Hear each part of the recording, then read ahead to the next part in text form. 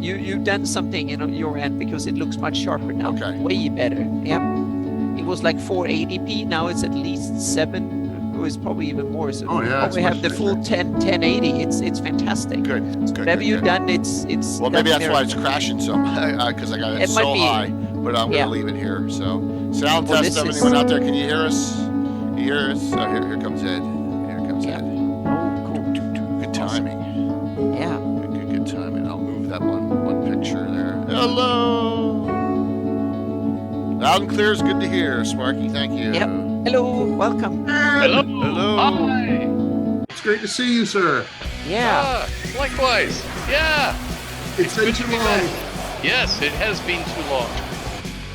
I wait the chance to get back out into the world and to prove to the world that I exist from the waist down.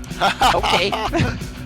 Well, we all have to stand up in video calls occasionally, and that's yes, it. So, yes. Well, that means you gotta have we had to pull up our right? pants and stand up for a second. Oh, yes, I realized that didn't sound right, did it? That's I okay. whenever I have to stand Oh, up. this is good. That's perfectly fine. This is awesome. Yeah. Let's see if I can get my Did you call me on laundry day? Oh, okay. So I got the old workout shorts on. You're wearing frilly panties because you have sensitive skin. Yes. Woo! Yes. Yes. I've gone through customs before, too. I'll do my rendition of the tight tights. Ah. Oh, yes, totally. Camilla, the Valley of the Mage. Gotta write that down. Yeah. I should have started this a long time ago. I was too busy writing that adventure. Well, you have so many other stories to tell. So, yeah.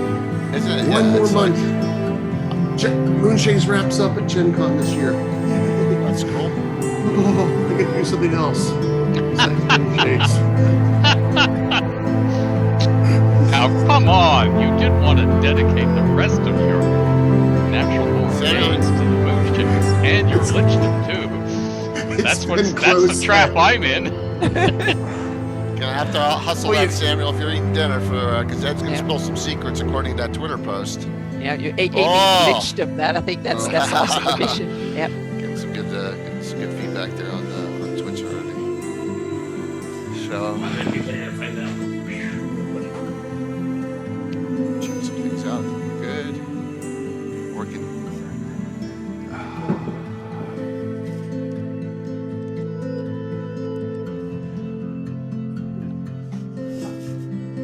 Hey, Shara, good to see you, man. We'll get through the ads here real quick and start it up, you know? So, as long as I don't hit the wrong button, which always can happen. Well, you need to do it at least once, otherwise. Yes, at least once a show. So. Yep. Change to zippers. Then you'll never touch the wrong buttons. That is. Oh, that's a good. Yeah, that's a good. Yep. That's why we invented Velcro to avoid that.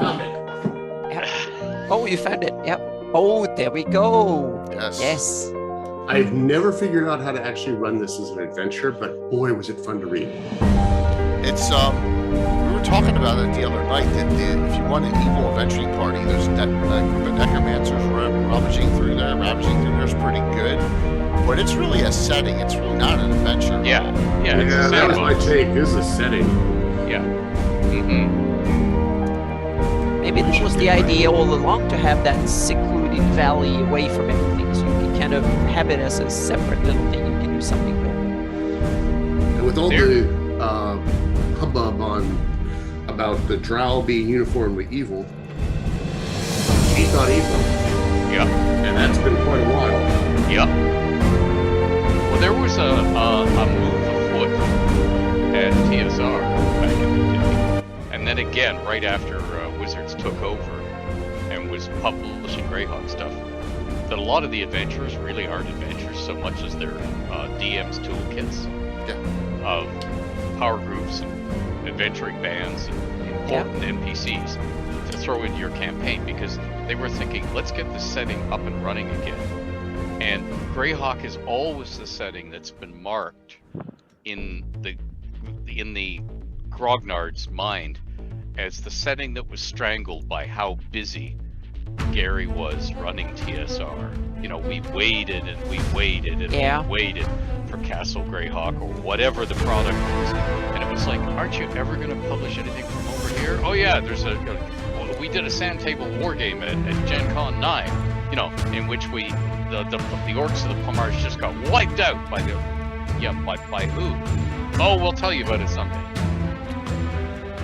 You know, and you know, there was that perception. So I think there was a lot of the stuff that you would think doesn't really work as an adventure. Yeah, it's not really an adventure. It's an excuse to hand you setting lore.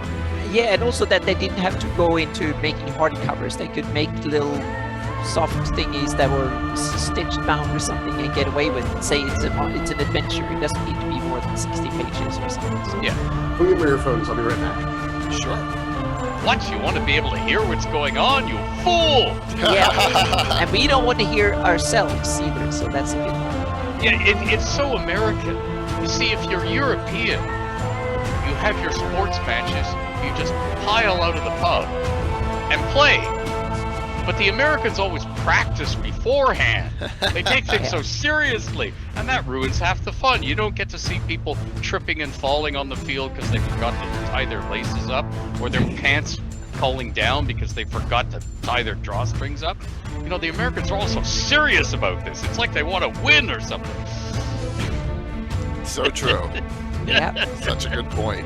Yeah. Absolutely. Whereas the Europeans say, well, you know, whatever that happens today, it won't be as good as the match my granddaddy saw 2 centuries ago.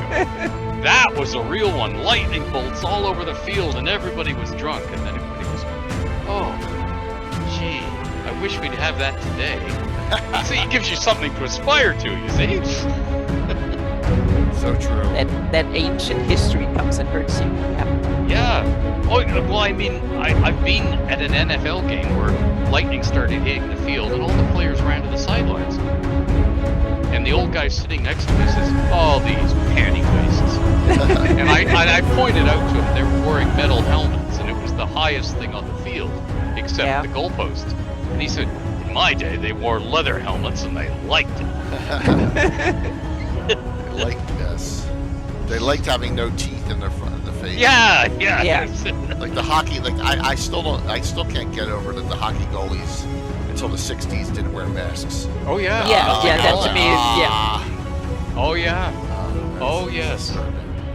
And I can recall when hockey goalies, they wore, okay, these are guys who, they have a day job doing something else. And usually it was manual labor, like lifting frozen sides of beef out of a truck and putting it in the warehouse or vice versa. Because they were big, beefy farm boys. You know, they usually had to be. And the goalies, they had regular leather gloves. Not pad gloves, regular leather gloves. Can you imagine stopping a puck with that? Yeah. That comes at you at 60, 80 miles, 100 you miles had an broken hour. fingers. Yeah. And the leather glove was to stop your fingers being cut off by somebody's skate going over. Yeah, you could just hear the thunder when that thing hit the sidelines. And imagine putting your hand there to stop it. Oh God, yeah. And I remember a goalie on the Toronto Maple Leafs being ridiculed because he borrowed some programs from an usher, because I guess his Life magazines had fallen apart, to shove them down his crotch before he went out on the ice, because they didn't have any cups for their protectors. And he knew he was going to be stopping shots with his genitals all night. He just wanted a little padding. And the newspaper reporters were mocking the man. What, you had to use pamphlets? Not a real man? Sort of thing. It says, no, I want to still be a real man. Yes. After the game, too. Yeah. But I mean, yeah, the good old He-Man thing has changed so much.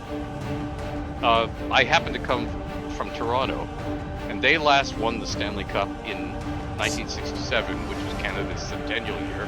So that everybody jokes that it was a centennial project. And the winning goal was scored by the smallest defenseman on the team, Bobby Baugh. And after the end of the game, they discovered that the reason he'd been in such pain he'd been skating on a broken leg all game.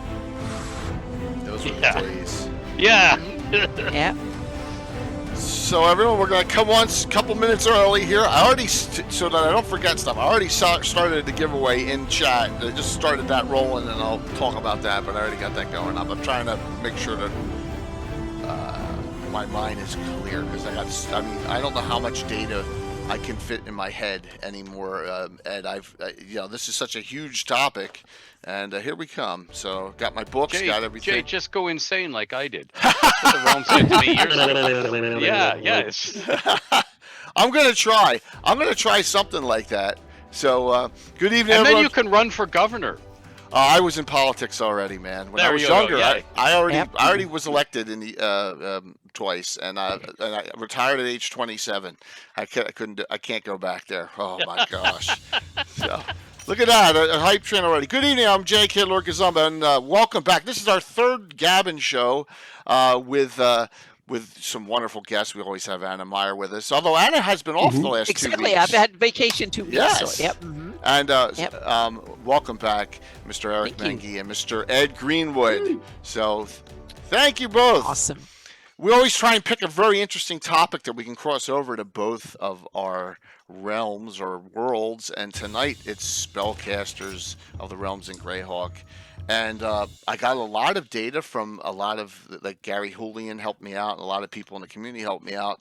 And then here's my book reference, Zed, and most of these have your name on it, as you can see.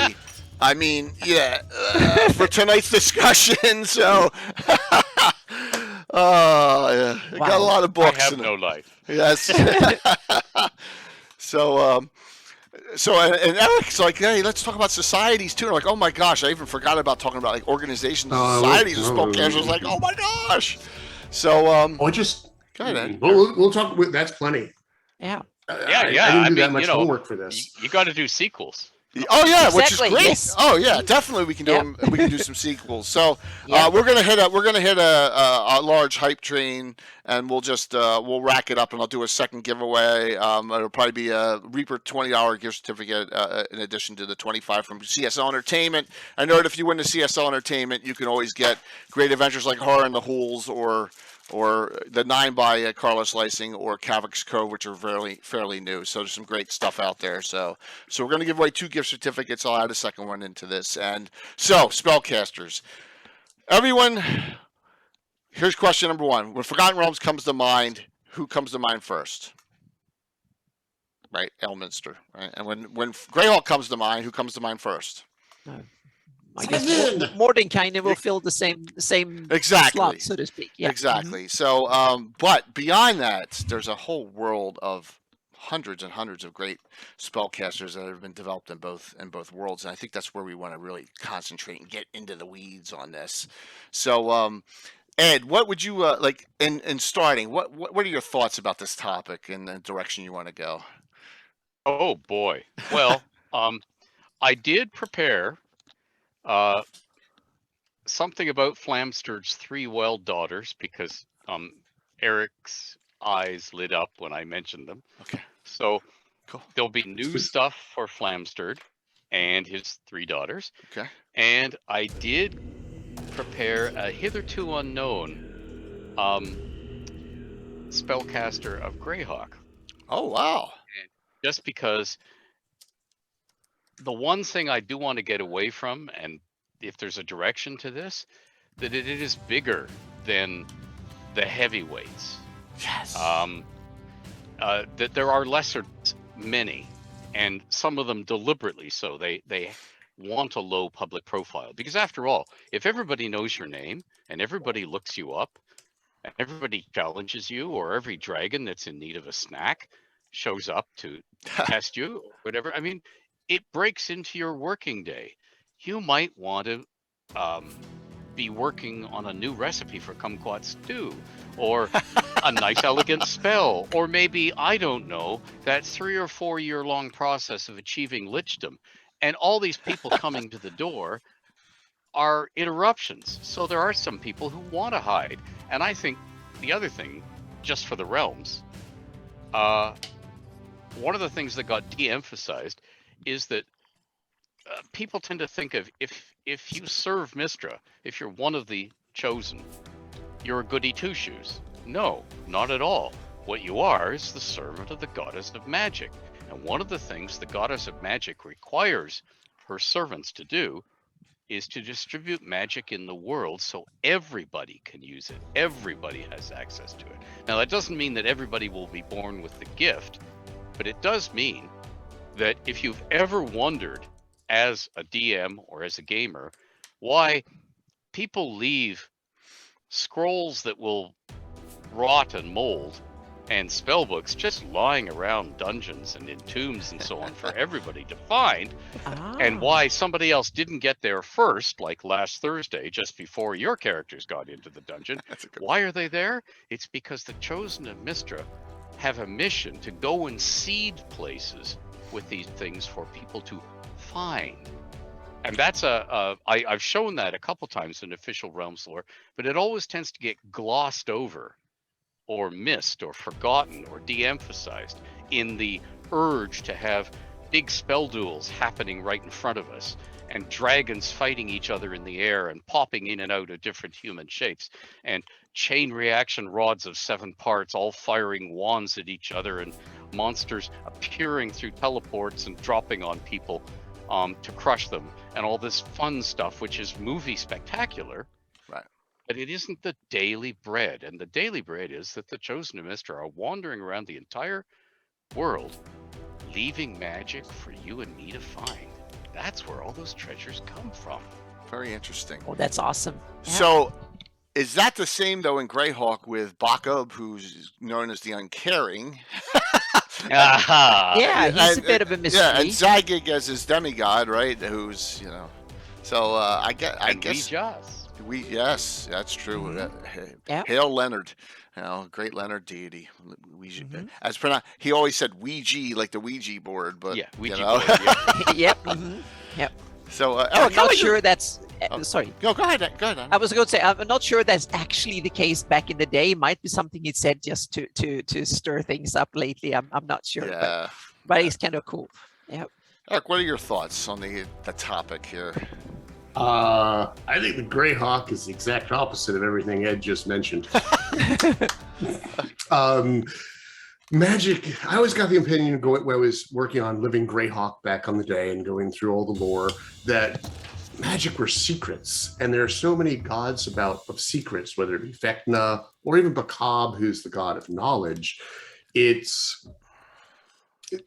Those secrets were to be hoarded and kept away from others. And there are entire orders in the Greyhawk, such as the Silent Ones of Keelands, whose mission in life is to make sure knowledge does not get out and to hunt down and obliterate and take back any knowledge that does get out. And so if you read you see some of that in the original DMG, where they're talking about how to get new spells and trading with other wizards, that it's very hard to convince another wizard to give up their magic, particularly if they're an NPC and you're a PC, that you often have to offer them twice as many spells as they would give you. And so I think Greyhawk is much more parsimonious and tight-fisted with its magic. Or that's one of the values of the various societies, like the Society of Magi and the Free. One of the various groups they have in Greyhawk is because they offer an opportunity to share magic that exists nowhere else in the Flanace, which is what makes Greyhawk such a powerful location, because there is exchange of knowledge going on there. And that's deliberate. Yeah. Because TSR wanted their worlds to be different from each other, not carbon copies. Mm-hmm. And I was actually asked early on when Jeff was contacting me about Jeff Grubb about buying the realms. I mean, he wasn't empowered to do the purchase, but he was sounding me out. He said, "Is it really a high magic world? As high magic as I glean from the Dragon articles." And I said, "I want this world to be broad enough in magic that no one player and no one dungeon master who's read the rule books can go, oh, that's got to be a beholder or a gas spore. So throw something at it from a distance, and if it blows up, it's a gas spore. If it isn't, run like hell." You see, the thing is, people would master the rule. Hit it. Yeah, and think Just that was hit it. And I want to know, I want it to be so broad and I want to have so many gods on the scene, same thing, that you can't hold it all in your head when you're sitting at the gaming table. Yeah. So Yeah. you might remember vaguely something about it from reading all that stack of rule books you got there, Jay. But if the stack of rule books wasn't at the gaming table, you were just going, oh, I read something. Isn't there something about dancing in the moon? Geez. Which puts it now back you're to singing my role-playing. song, Ed. Yeah. But it puts it back to role play. And yeah, they were deliberately supposed to be different.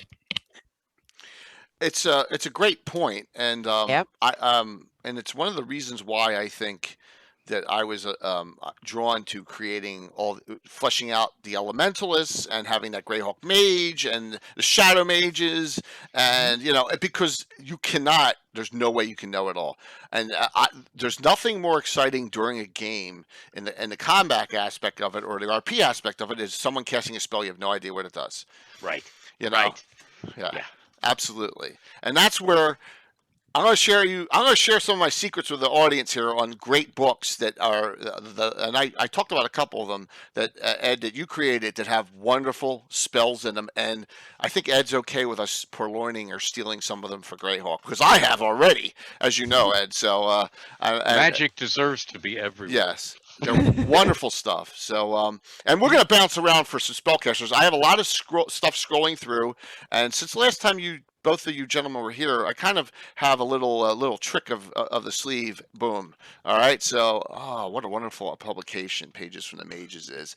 So, and now we can actually go through, and I can bring up most of your books and reference specifics in these books if we need to with this. So, all right, got that trick worked up for us here, as long as I don't crash the stream here. So you're going to need more bookshelves there, Troy. Absolutely. This is going to be a wonderful, wonderful discussion. So let me start off. Let's just start off with someone I want to give mention, because Leonard has passed. Let's just talk about Lehman first. How's that sound?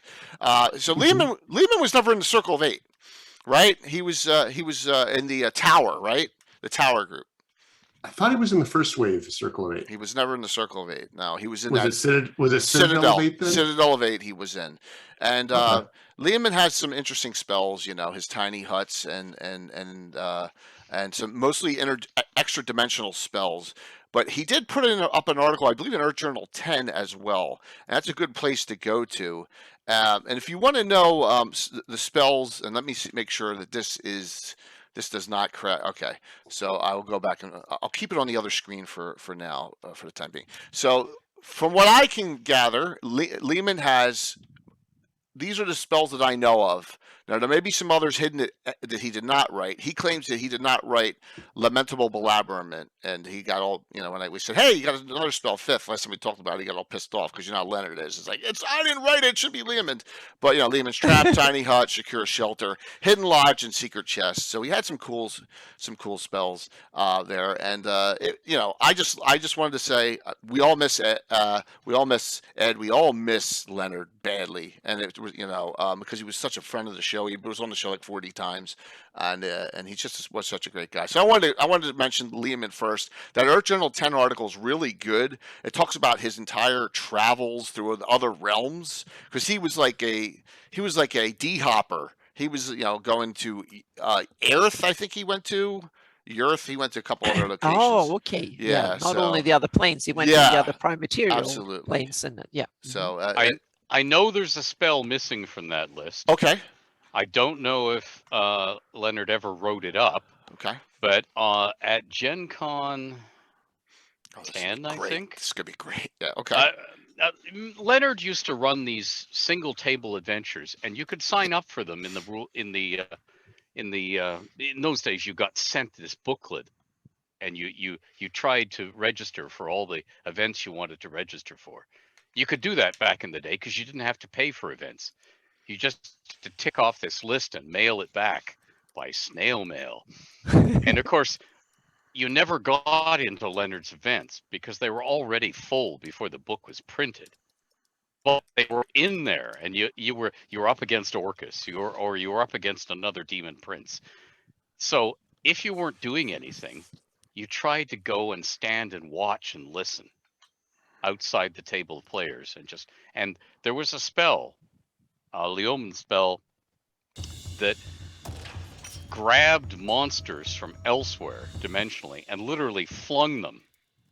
Like they appeared out of thin air and were flung into your foe with, usually hostile results. And he used that at the table as the dungeon master, but I don't know if he ever wrote it up and it ever got published. Wow. Well, if there's any way to find that, Ed, we would all appreciate it. And I saw David Leonard on David Leonard's site. I saw what you did, David. You stole 2 Mordenkainen spells. That was pretty neat trick there. Yeah, I was like, I know these spells, but they're not Lehman spells. So that was I'm gonna shout out here, Greyhawk Musings. That was a neat. He linked it as well, but yeah. So I would love to if there's any possibility. I know it's a shot in the dark, but we got Crossbones and Crossbones skull from Sean Reynolds from Gen Con, so anything's possible. Mm-hmm. So, just shotgunning it. I wanted to talk about give Leonard his due first here. So Ed, how about you pick someone? Pick one. You want to talk about an organization, or a spellcaster, or something that comes to your mind? Because I know you got. Well, okay. This is to please Eric and to get through it. So don't worry, I will send this afterwards or attach it to chat or send it an email. Awesome. So you don't have to take notes, Eric. Awesome. It's okay. You can relax. Yes. Pick up a drink and pick up a drink and I'll read. Are you all In my earlier life, I majored in journalism. Ready to go. Oh my goodness. Okay, well then, without further ado, Jethro Flamster Chaland was born in Tezir in 1299 DR, if you'll cast your minds back. Now, it was a good... the only child of Herathor and Jalindra Chaland, who relocated to Suranar in Chesenta in Flamsterd's youth to expand their furniture and carpentry business.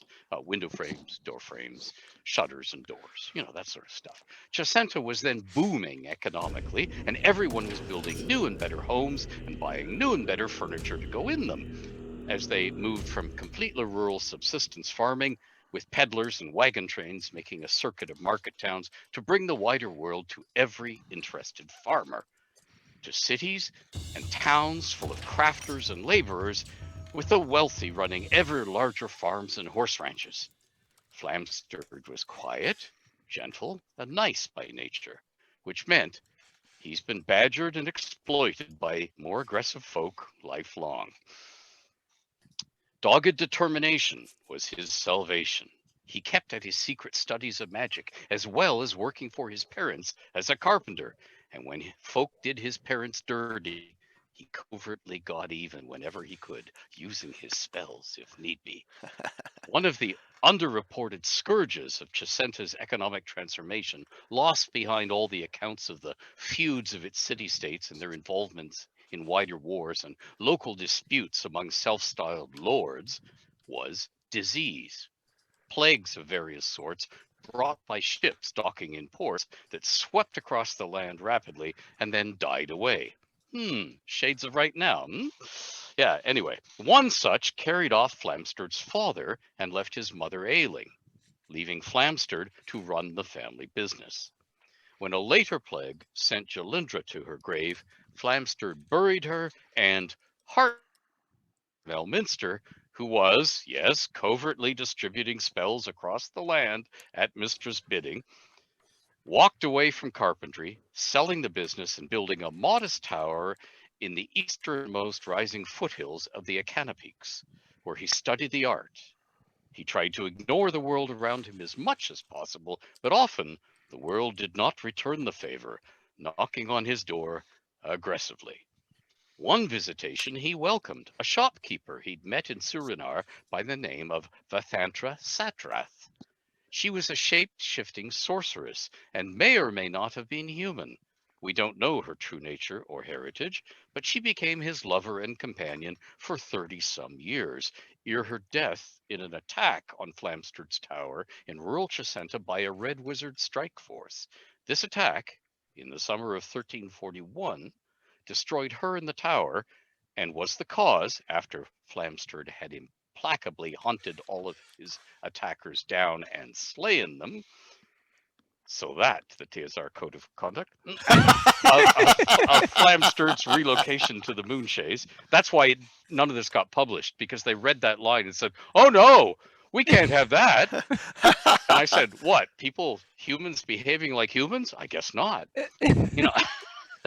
Anyway, after Flamsteed's relocation to the Moonshays in 1342 DR, Flamsteed and Ravalantar had 3 daughters, all sorcerers. In order of birth, eldest to youngest with 2 years between each, Mergantera, Yelanthrode, and Shara. All of these daughters were impulsive, whimsical, and fiery-tempered. They didn't get along well with each other or their father, or, aside from their mother, anyone else. They were very precocious, and in their early teens they struck out on their own, returning to their father rarely for visits, whereat they candidly discussed deeds and plans as one adult to another rather than parent to child, ere disappearing again to wander the realms, all continents, not just Faerun, on their restless, roving life journeys. Now, I got like another page and a half. Should I race through it or shut up? Sure, race. Yeah, I think Okay. everyone wants This to hear is it. awesome. Yeah. This was rejected content from like the 80s. Yeah, Oh my gosh. yeah. Well, yeah. Just We can yes. talk about that. Remember, the early stuff, there was no internet. Yes. There were Yes. no yes. web enhancements. Yes. Word count was word count. Yeah. And Yeah. stuff hit that cut. Like when I started handing the realms to them, they got entire products out of my cutting room floor stuff. Yeah. All of FR5, the Savage Frontier, except the stuff that Janelle wrote about Eric the Alchemist and the Uthgard stuff. Everything came out of FR1. It was just chop, thud. Oh, free product. Anyway, Oh my gosh. but I digress. And my digressions can be fun, but we never get there. So, It's okay. and so as a teen, Mergantera met Illustrial and Laryl of the Seven Sisters at a feast in Silvery Moon and was awed by them.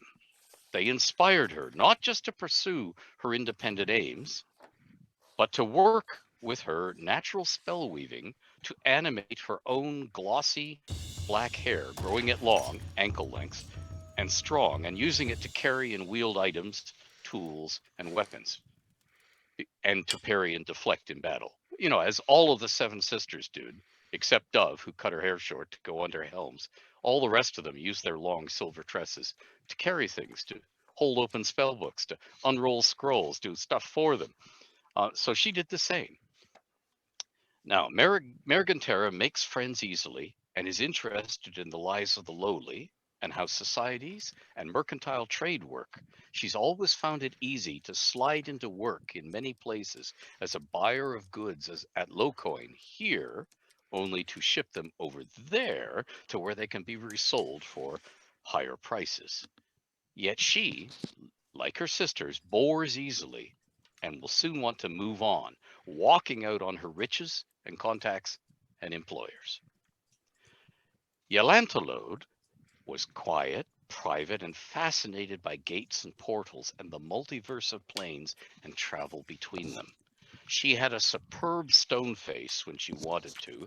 She wore black and often lived and worked in dim light or darkness. So here's your goth, folks.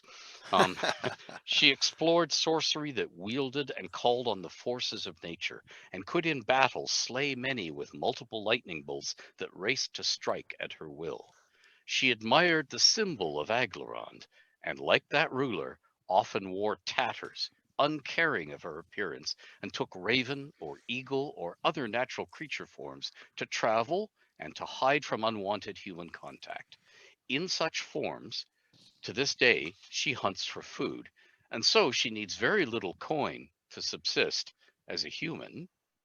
She takes no jobs as she travels the realms, and when she does need goods, she casts spells for hire, or she plain walks to get something rare and scarce and bring it back to Toril to sell for handsome takings, using her ever-growing sorcery to defend herself from those who seek to compel or rob her. Her favorite spell weapon is to conjure up and animate walls of force with cleaving edges that can shear through almost anything. That is awesome. And last but not least, Shara is the smallest of the three sisters, little larger in physical form than a child. She's also the most murderous when enraged and the most prone to shapeshifting for long periods, living in other forms than her own. She's always been fascinated by intrigue and the manipulations and misdirections city-dwelling sentients work on each other, and those are the settings she immerses herself in. Where she is right now, and whose face she's wearing, are mysteries to all of her relatives. Flamsteed sees her very rarely, though it seems she's the only one of his daughters to visit him under the waves, unexpectedly showing up to embrace him and hand him a bottle of a particular sort of czar he likes. That particular sort is Quever's Slake, bottled in Athkatla. Oh, So, awesome. so Eric, what will you do with this information now, brand new?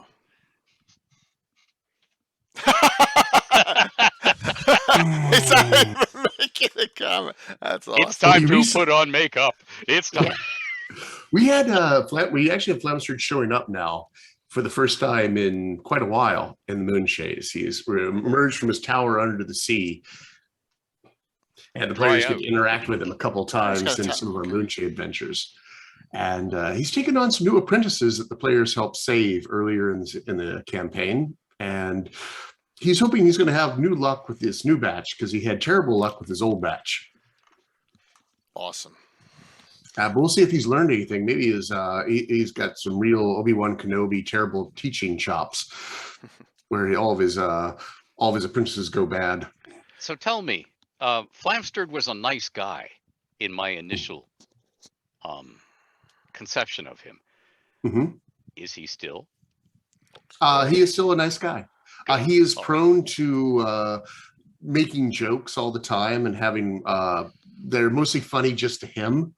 Yeah, dad jokes. Nobody else gets it. Yeah, he dad jokes constantly. That's awesome.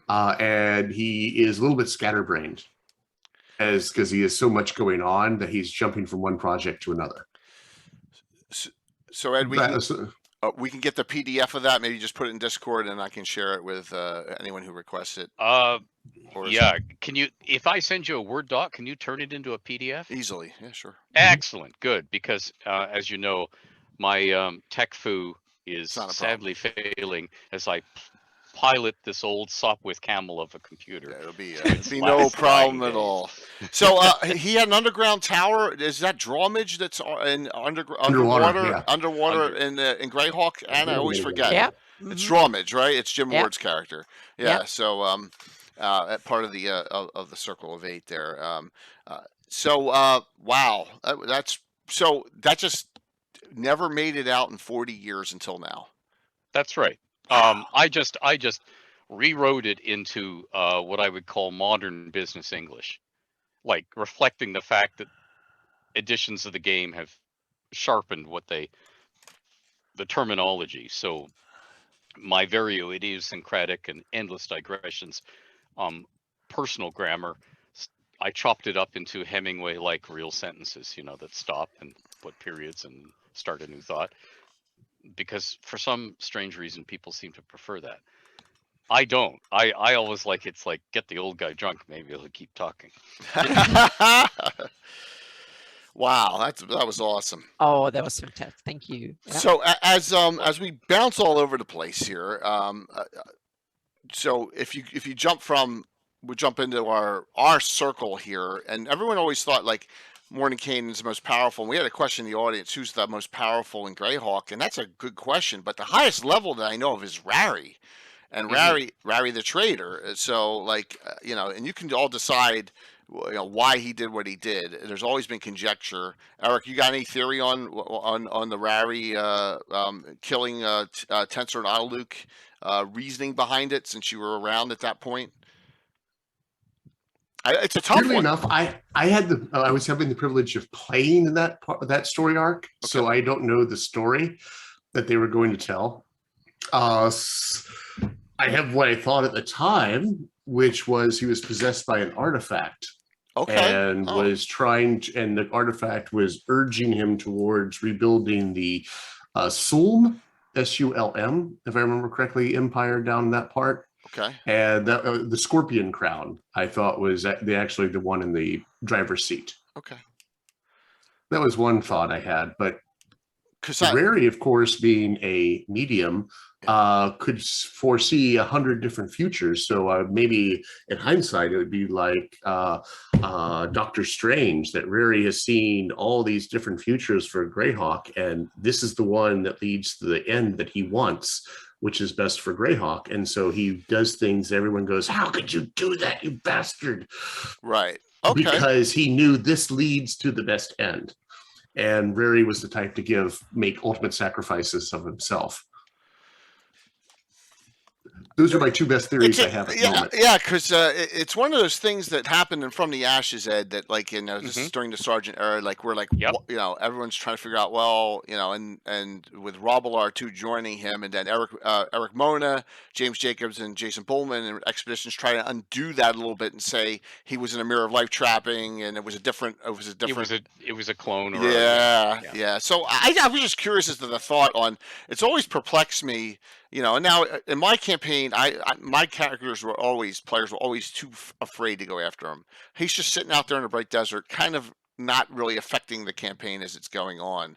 But I don't know. I don't know about. I love what Eric's medium, and Okay. it doesn't. You may judge me harshly, but I'm doing this for the ultimate good. Right. Okay. Yeah. I love that idea.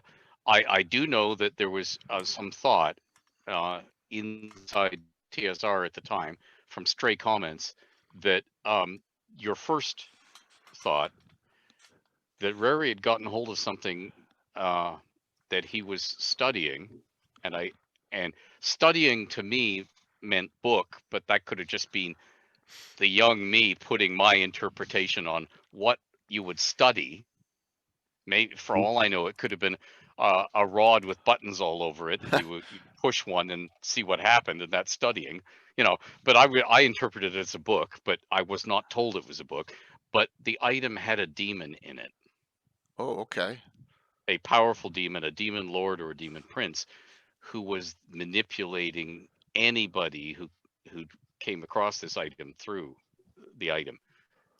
And so the demon had ultimate plans, and one of the ultimate plans was to set the powerful wizards of the setting at each other's throats so they kill each other off. So the fewer powerful wizards that were around, the more freedom for everybody else. And I think what the demons ultimately wanted was to rule through puppet humans. The foolish king. Okay. I will manipulate the foolish king, but I can't manipulate the foolish king with these powerful wizards who see what I'm up to, standing there going, I don't want this kingdom set at odds, because I want it to be relatively peaceful so I can study my magic, not so I have to defend my tower every 5 minutes. So I'm going to stop this. And so let's get rid of the wizards. Gary Julian just gave you a big thumbs up on that in chat, which is good. I mean, hey, that's a great thought on it. Yeah. And of course, you got to remember, for all of us who were designing at the time, both freelancers and staffers, what you're trying to always put in front of the players is the best time to be in the setting at that point for adventures. Not for peaceful, happy lives, for adventures. Yeah, that's true. Very true. Good discussion points on that one. So Anna, you have something you'd like to bring up here? Yeah, I have one interesting thing. Something that always worried me about magic, especially in Greyhawk, is that they have this idea that magic is vanishing. It's disappearing from the world. It's going to it's fading away. Meaning you go back to the Invoked Devastation and the Twin Cataclysms. You had magic so powerful that you can alter a large part of the planet, and then all of a sudden it kind of goes. It disappears, it vanishes more and more. I'm kind of worried about that and don't like that idea in my game. But I'm also interested in, is that the same thing in Forgotten Realms, that you have the tradition of vanishing magic that was way stronger back in the day? Question. What the Realms has, and here's the thing, it might be the same in Greyhawk, because that's a perception. Yeah. And it's a perception that certain people, as Eric just reiterated for us, had a vested interest in controlling magic and keeping it out of the hands of people. So they're sort of trying to make it a self-fulfilling prophecy. It's like telling that the stock market is going down and then Yeah. everybody abandoning it. Yeah. Yes, and then Yep. you rush in and Yep. make your killing. Yeah. Yep. But in the realms, there was always this thought, and again, sweet spot for adventuring for a designer, Mm-hmm. that you talk about all these great vanished empires, lost and fallen Netheril, lost and fallen Imaskar, Yeah. the Elven Crown Wars. You always talk about in the past, it's so golden and splendid, and that's Yeah. why there's all these ruins lying around, chock full of magic. And of course, so there's this feeling that we were greater once, and perhaps we can be again. And in fact, in light of the current American political situation, I have been gifted by a person who shall remain nameless with a red baseball cap that says, "Make the realms great again." But anyway, there is this feeling that magic was once, the accomplishment was further, and Halrua, as a remnant of the diaspora out of Netheril, is sort of, quote, living proof of that, in that they use magic to shine your shoes. They use magic to make your breakfast. They use magic to tidy up and do the dishes after breakfast, because they have magic coming out the wazoo. And once everybody was like that, and of course that last bit is BS. It was never like that. Even in Netheril, there was the high Netheril and low Netheril, and low Netheril was all farmers battling monsters and building farms down on the surface to feed all these people up in their ivory towers, saying, "Look, I have a more elegant way of destroying 56 beholders with a single spell. Let me show you." And you need the underclass to do that in order to have people going. The mocking British thing that we saw in Brideshead Revisited was, "Oh, plover's eggs, my favorite." And if you're going to have that, you need to have somebody doing the work, Right. Yeah. getting sweaty. And so I think it's more of an urban legend, a touchstone, that magic was great in the past. If we Yeah. could just find that and restore it, everything would be wonderful again. And you would have a kidney-shaped swimming pool full of champagne, and I would have a kidney-shaped swimming pool, and she would have you all get a kidney. No, sorry, that's a talk show host. Yes, right. But I mean, there's all this feeling that magic has been greater in the past, and that is actually a really cool thing. Again, for having magic items, because otherwise it's like, why would people leave magic items lying around for your adventurers to go, "Oh, look, what does this do? Oh, that mountain just disappeared. Use it wisely. Pick your mountain." Yeah, no, that's true. And it's a great question, and I really appreciate the Ed the Yeah, thought thank you. process on Yeah. it. Here's a Greyhawk thought on it, though. Yeah, absolutely. You could look at Greyhawk from a certain point of view and say that magic is increasing. Because if you look at the feudal structure of Greyhawk as it is, it's built around knights who can get vaporized very easily with magic. Castles that are not able to stand against flying creatures. And as more and more of this magic is cropping up as the players get higher level and more people develop more spells, the magic in Oerth is getting greater, not less. Maybe it is in the far future where they are writing that bit from the original box set that it's like gone up and then it's for some reason going back down. Right. But I think the current trajectory of where it is, where we're playing, is it's on the upswing. I And agree. maybe it's like gone in a trough down from the Soul Imperium, the Backlundish Empire, but now it's coming back up again. Just Yeah, a thought. If you yeah, look at well, it yeah, that way. I totally agree, and I also think that Ed, you're right, because when you look at history, you made it more grandiose than it was, so to speak, in many ways. So so in my campaign, I don't have the magic disappearing or vanishing No, it's not fun. anytime, so to speak. Exactly, I want Fun. it there, and I want it more powerful, but I want it power. Don't want to reduce the power, but it's not everywhere, so to speak. You don't have that. Is not like you don't have a postal office full of teleporters that can bring things back and forth, and magic shops in every village and stuff like that. So magic is not that pervasive, but it's very powerful. You need to have Yeah. your balance, just like anything Mhm. in game. And I got Yep. 2 quick questions from the audience I'd like for you to answer if possible. First one is, if you would like to see TSR's Arcane Age product do something for Greyhawk as well as the Realms, and then are you heavy magic involved or more lesser magic now, appealing to a more medieval realism? I think that question is no, but Well, no. Here's the thing. Yeah. The Realms was presented to TSR as a high magic world, and that's what they wanted. Yeah. I have, designed about 45, 48 different settings over the years. Some for other people on commission, and some for different subgenres like steampunk or whatever for me. And they all have different levels of magic. And I have done very low magic campaigns. I've also done very low gods campaigns. The only thing I dislike about that approach is the tendency of something that is too low magic to give what Larry Niven called the damn stupid swordsman will win after all. Which is, in his magic, when the magic went away, short story, his classic story. It was like, that was the lament of the powerful wizard. The damn stupid swordsman will win after all. But it's also that having played with Jim Ward as running Gamma World and Metamorphosis Alpha, but in particular Gamma World, they become survival hunts. You need the energy packs, you need food.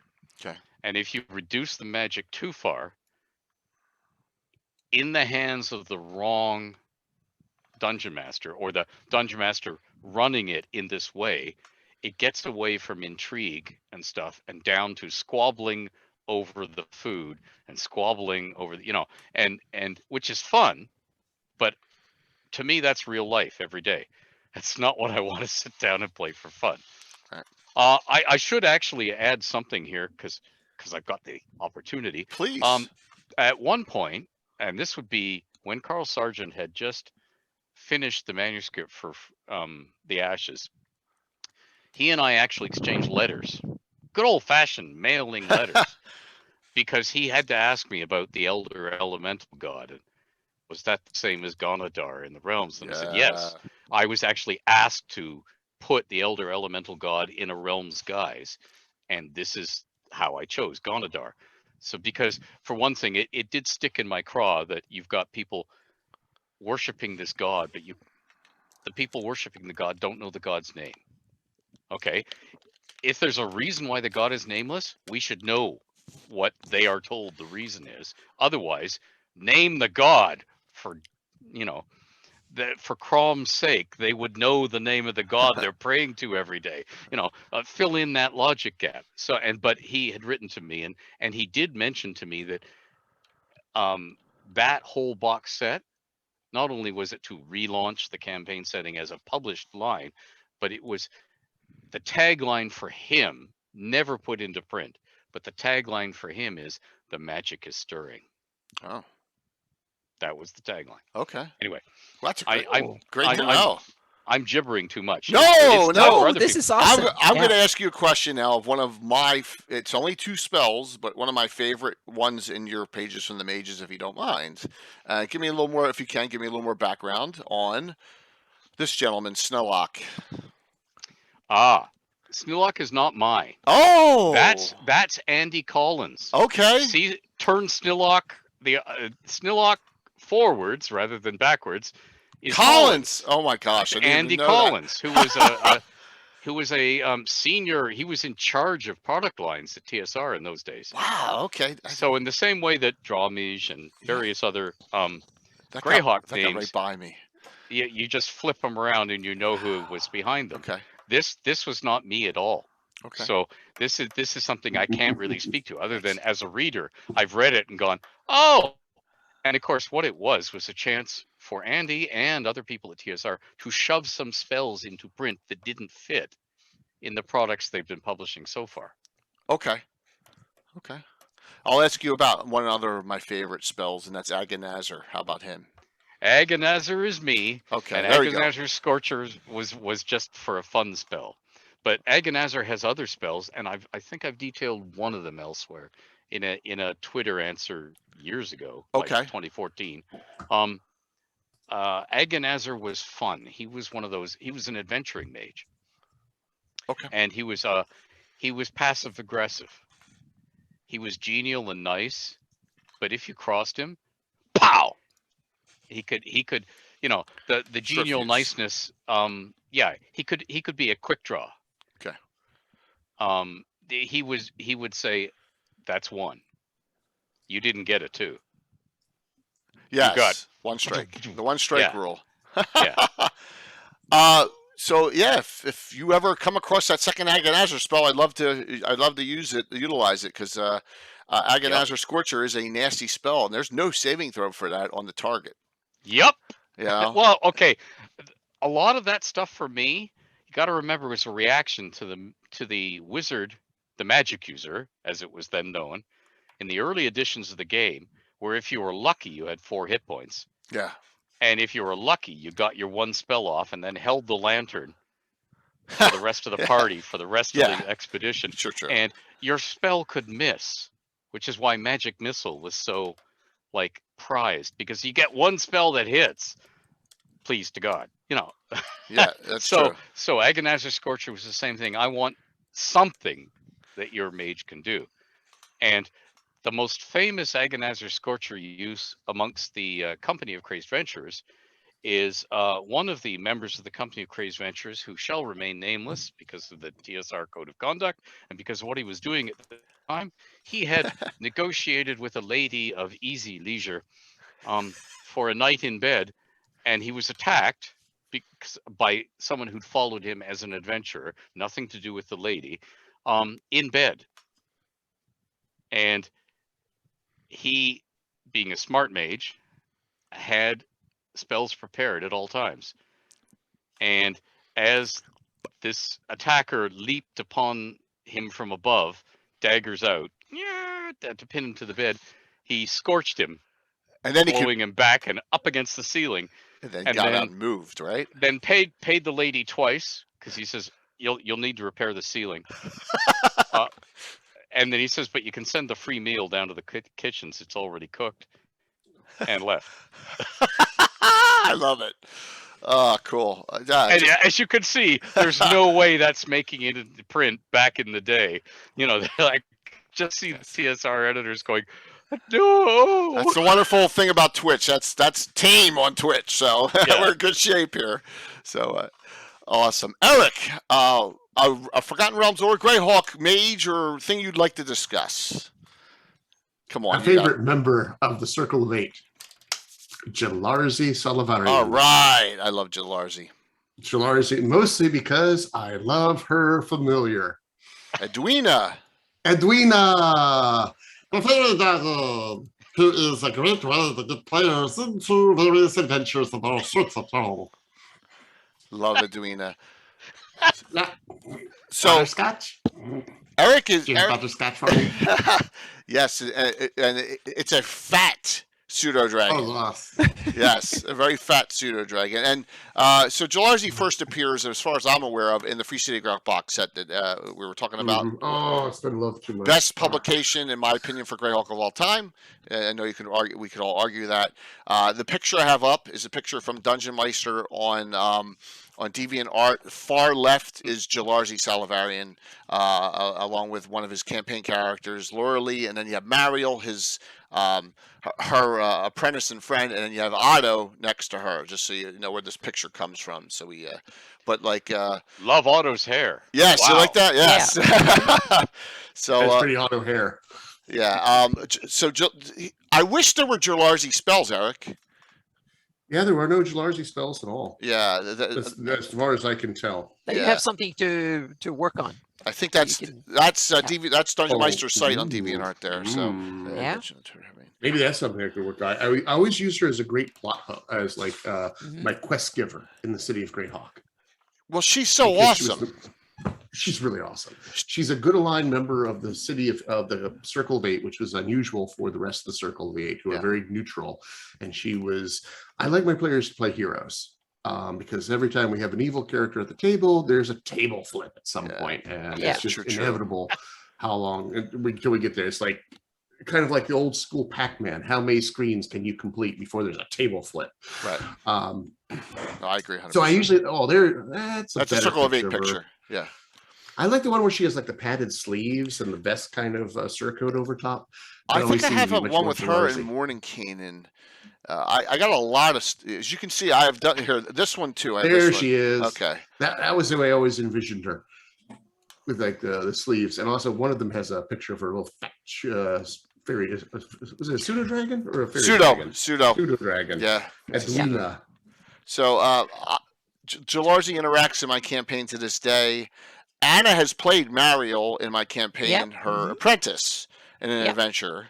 I think that was the first time you ever played Anna with us. Yeah, first or the second time. Yeah. And very so early on. it is a wonderful. I would love to know who's responsible for creating Jalarzi. I don't know, Eric, if you know that, or Ed, if you could find that out. But I would love to know who created the character, because I think it's Carl Sargent. It was Carl. I think it's the Carl Sargent era at least. So I think it's that era. It's that era, and when they introduced her, they have, I believe it was Otto talking to Mordenkainen in a little dialogue bit at the beginning of it. It's in somewhere in here. And it just screams Carl Sargent whenever you're reading through it. Okay. And just the way where Mordenkainen's like, it's a woman! Oh my God. And Otto was like, of course it's a woman. It's fantastic. It's about time. The whole place is starting to smell bad anyway. And that's how Jalarzi got in, with Otto just pushing her through as hard as he could. And it has been a great advantage for the Circle of Eight. Great quest giver. Great little hook with Edwina. She's involved in the city of Greyhawk. And I think she's too involved in the politics to actually be making spells. That's why I don't think they have a whole lot of spells for her. Or she's not as high level, right? She's like 14th or 15th. She's not in that 18th level range. It could be another reason. I think it's just junior. It just depends on where we reach out to her. But she is a vital cog in the good versus evil struggle. Whereas the rest of the circle, Ed, is not. They're kind of just watching, but they're doing their own thing. Yeah. Tensor's lawful good, and he's very militant, but he's not a member of the circle anymore. But the rest of them are all just, So, older edition of D&D. All the stuff we're going to be discussing here is a lot of this is going to be 1E, 2E going back. So, definitely. So Ed, we got a couple questions for you, and I got one for Eric. Eric, let's do yours first because it was the last one. Give us with Jalarzi or another one, a DMing highlight with Spellcast. Did you have something you remember? Like, wow, that was cool. That was from John at Blue Box, and then I got two for Ed. Good. You want to ponder that? Yeah, think about this one. Okay. Alrighty, one involving wizards. Yeah, or a highlight that came up, in that course. Ed, your two questions are blood magic. Was it disallowed by TSR? Yep. Okay, and then can you tell us a little bit about quote unquote table magic? Sure. Do you want to ponder, Eric, a little bit while Ed answers? I think that's a good, Did that happen to the blood one? Yes. Although I'm thinking I'm going to go with my Kielish Herald, Daniela Fontaine, who is a high-level bard. And it was kind of during 3rd edition of Living Greyhawk, and it was kind of fun watching her just rev the party up. Because in 3rd edition, you could just start One thing you'll know about me, I am a terrible die roller. Jay can attest to this. Yeah, absolutely. RNG hates me so very much. So I made my 3rd level, 3rd edition character to be a bard because I didn't have to roll any dice. I just helped other people roll dice better. And so watching her start adding in all the complaints, all the bonuses, and watching the people just get stronger, the longer the adventure went on, the longer the combat went on, the more powerful the rest of the party became. And it was kind of just I throw that buff on, I throw that buff on, I throw that buff on. And that was exhilarating to me, watching the other players get to have a fantastic time. Like archers were just mowing things down. The fighter was like, I'm power attacking for everything, because you could, because I had so many bonuses on them. Okay. And at the end of it, Daniela was like, oh, thank you. You're welcome. Well, thank you. And she was always there to, I am here to help. And that was how she went through Kaoish nobility and got through all those adventures with her head on her shoulders. So she was just extremely helpful. But she helped in just the right ways to push things the way she wanted them to go. Very good. Was that during the LG era mostly? Living Greyhawk? That was Living Greyhawk. Okay, cool. That was all Living Greyhawk. And Kaoland was Pennsylvania, Maryland, Pennsylvania and Jersey and New York. And we would occasionally drive up to Philly because I live in Virginia, and it's about they were drive. conventioning 6 miles from my house at the time, and I never was part of it. The ironies of the world. So yeah, absolutely. They had some great minds involved in that one. Sean Smith, Judy Rudolph, who you've had on your channel. Yep. Sam Weiss was heavily involved into it. And I really enjoyed their adventures. It was a great time, and I had a lot of fun playing in Keeland. Very, very cool. Far from Greyhawk, though. So Ed, how about the blood magic and table magic? Okay, the blood magic was simply the TSR code of conduct at the time. Remember, this was the time of Satanism and angry mothers from heck, and they didn't want any trouble, particularly with perhaps a young kid somewhere in the Bible Belt states pricking a finger or cutting themselves badly, trying to prick a finger in order to role play something, and they just took it out of it. I had blood in various ways. I had a magic item that was called the Bowl of Blood, that when you filled it with enough of your own blood, you could get various magical effects out of it. And of course, what you were doing was sacrificing hit points in order to bring about an effect. And it was also something you had to fill the bowl without spilling it. So if you were going to do it in the middle of battle, your companions had to protect you. From the bowl getting jostled or knocked over or sent flying. So it was a thing for ritual, but it was also a way that your player character could impress the heck out of some mundane character by walking in, slitting their own hand open, and then just holding it up to fill the bowl with the blood streaming down and saying, would you do this for the realm? You know, as the blood just streamed off, stuff like that. You could play it for role-playing effect, but it had to just go right out of, like, they excised that magic item. I think they published a lot of the magic items in that batch of sendings in issue 40 of Dragon. I might be wrong. It might be 41 or whatever. There's a whole pile of monsters published in one, and a whole pile of magic items in a sort of mega bazaar, the bazaar, and the Bowl of Blood just vanished out of that. I used the blood as a material component in a lot of spells, the casting, and remember in the early editions of the game, spell ink formulae. If you were, a lot of gamers couldn't find a great number of people to play with, and if it was only 2, you might end up with one being Dungeon Master and one being player. Well, one way to solo campaign is the Dungeon Master runs the campaign and the player plays a magic user, going from absolute novice and trying to get as high as they can. And what they're doing is going adventuring in order to earn money to make rent, buy food, and buy the material components and make their own spelling formulae and slowly assemble a spell book, or maybe make scrolls and sell them to make more money in order to build a spell book. And you would physically build a spell book where once you succeeded in something, your Dungeon Master would hand you a page to add to your binder, your 3-ring binder, and you were building the spell book, and it felt so cool, and it could take forever. And you would go adventuring, or you would hire yourself out to cast spells for hire in a city or whatever, just to get money. It was like the real world. You were trying to build a career, and for that, I had blood, the drops of the caster's own blood, introduced into both material components for some of the spells, and in the spelling formulae to bind them to the caster. Now, I also had all secretions out of a human body. from picking your nose to your tears to spittle, and they took them all out. Okay. And for very good reasons. They had a code of conduct. And shortly thereafter, Peter S. Beagle, the fantasy author, published his great fantasy novel, The Folk of the Air, which is a one-shot, standalone, set in the modern world using a thinly disguised Society for Creative Anachronism.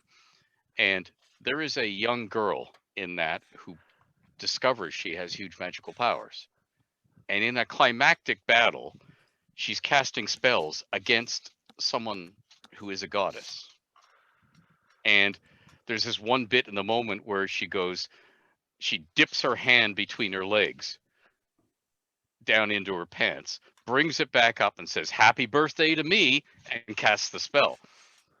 And TSR was deathly afraid I would go there. And they also said, by the way, Ed, with good reason, Ed. With very they good said, reason. they also said in D&D characters do not pee and they do not poo. And they told that to me early on. That's why because in there's no Spellfire, in the original manuscript of Spellfire, which by the way was trimmed by 2/3. Really? Because who was running the book department changed, and their plans for books changed, and how long they could be. And I was told in the original Spellfire, show us the realms, tour the realms, give us all the big NPCs. We want to see them so you know what they look like, we know what they sound like, so we can role play them. So it was a kitchen sink novel. It was the Lord of the Rings. Right. Not with a Sauron, but with a huge long quest where you went everywhere and saw everybody. For some reason, instead of like going straight for the goal, you toured the world so I could put everybody in. And so of course they chopped all that out. And one of the things that happened is you've got all these, rough, tough, jolly sort of adventurers adventuring with this young girl, Chandril, the only girl, and she has Spellfire. Everybody's after them because she has Spellfire. This world-shaking power. So what is the logical time to attack?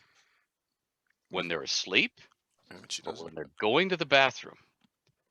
So Chandril, being a young teenage girl, does not want to drop her pants in the middle of all these guys in the middle of the wilderness and do her business.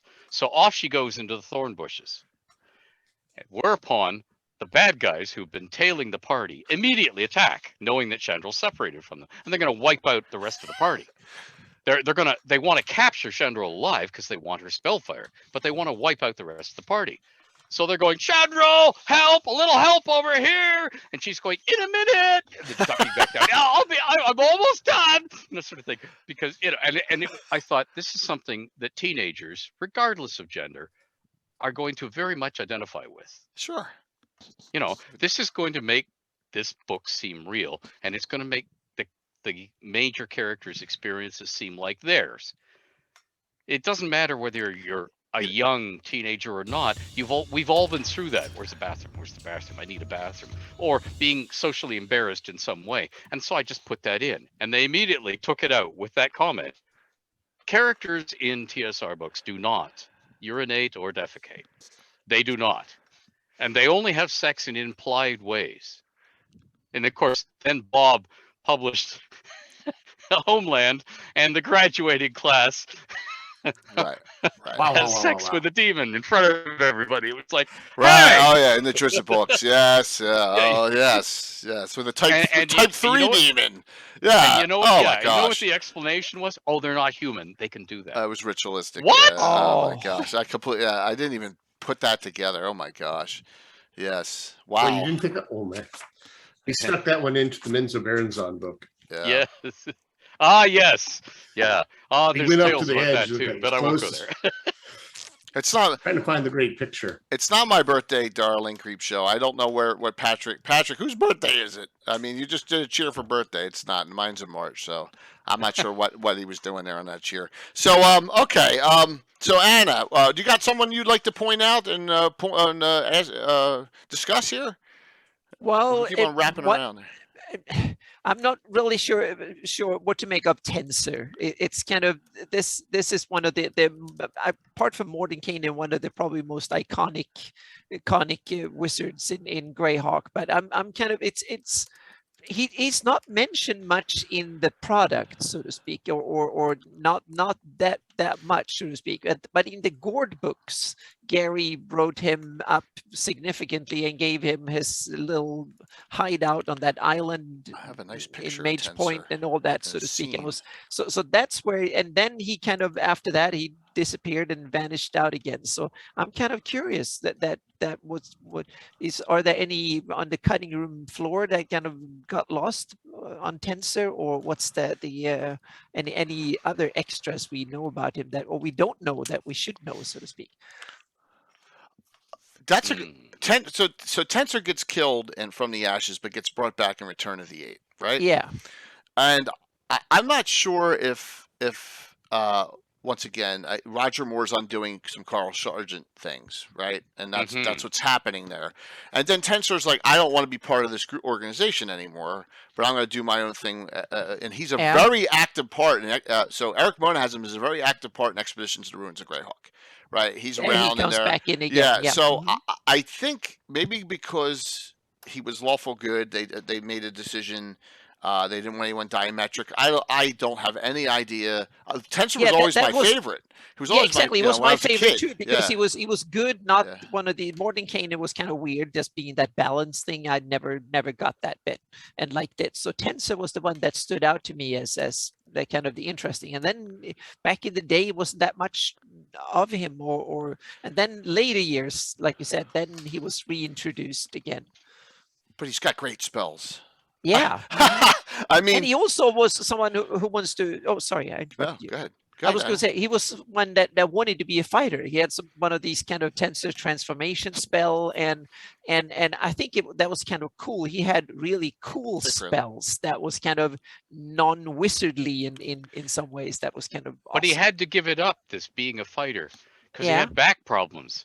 There you go. Yep, there you go. Yep. No, but it's kind of it's kind of interesting that the Tensor spells and there's many and a lot of them are really cool because they are kind of non-traditional in that way, and they kind of go beyond what normally a wizard would do. So in that way, I kind of I think Tensor and Bigby are the ones that have the most fun spells in some ways. Well, so with this, like for example, a lot of people don't know about the spell Tensor's Telling Blow, which is on this list, and it's 9th level because it's in the DMO, which is the high level DM's option book, which a lot of people didn't get that book.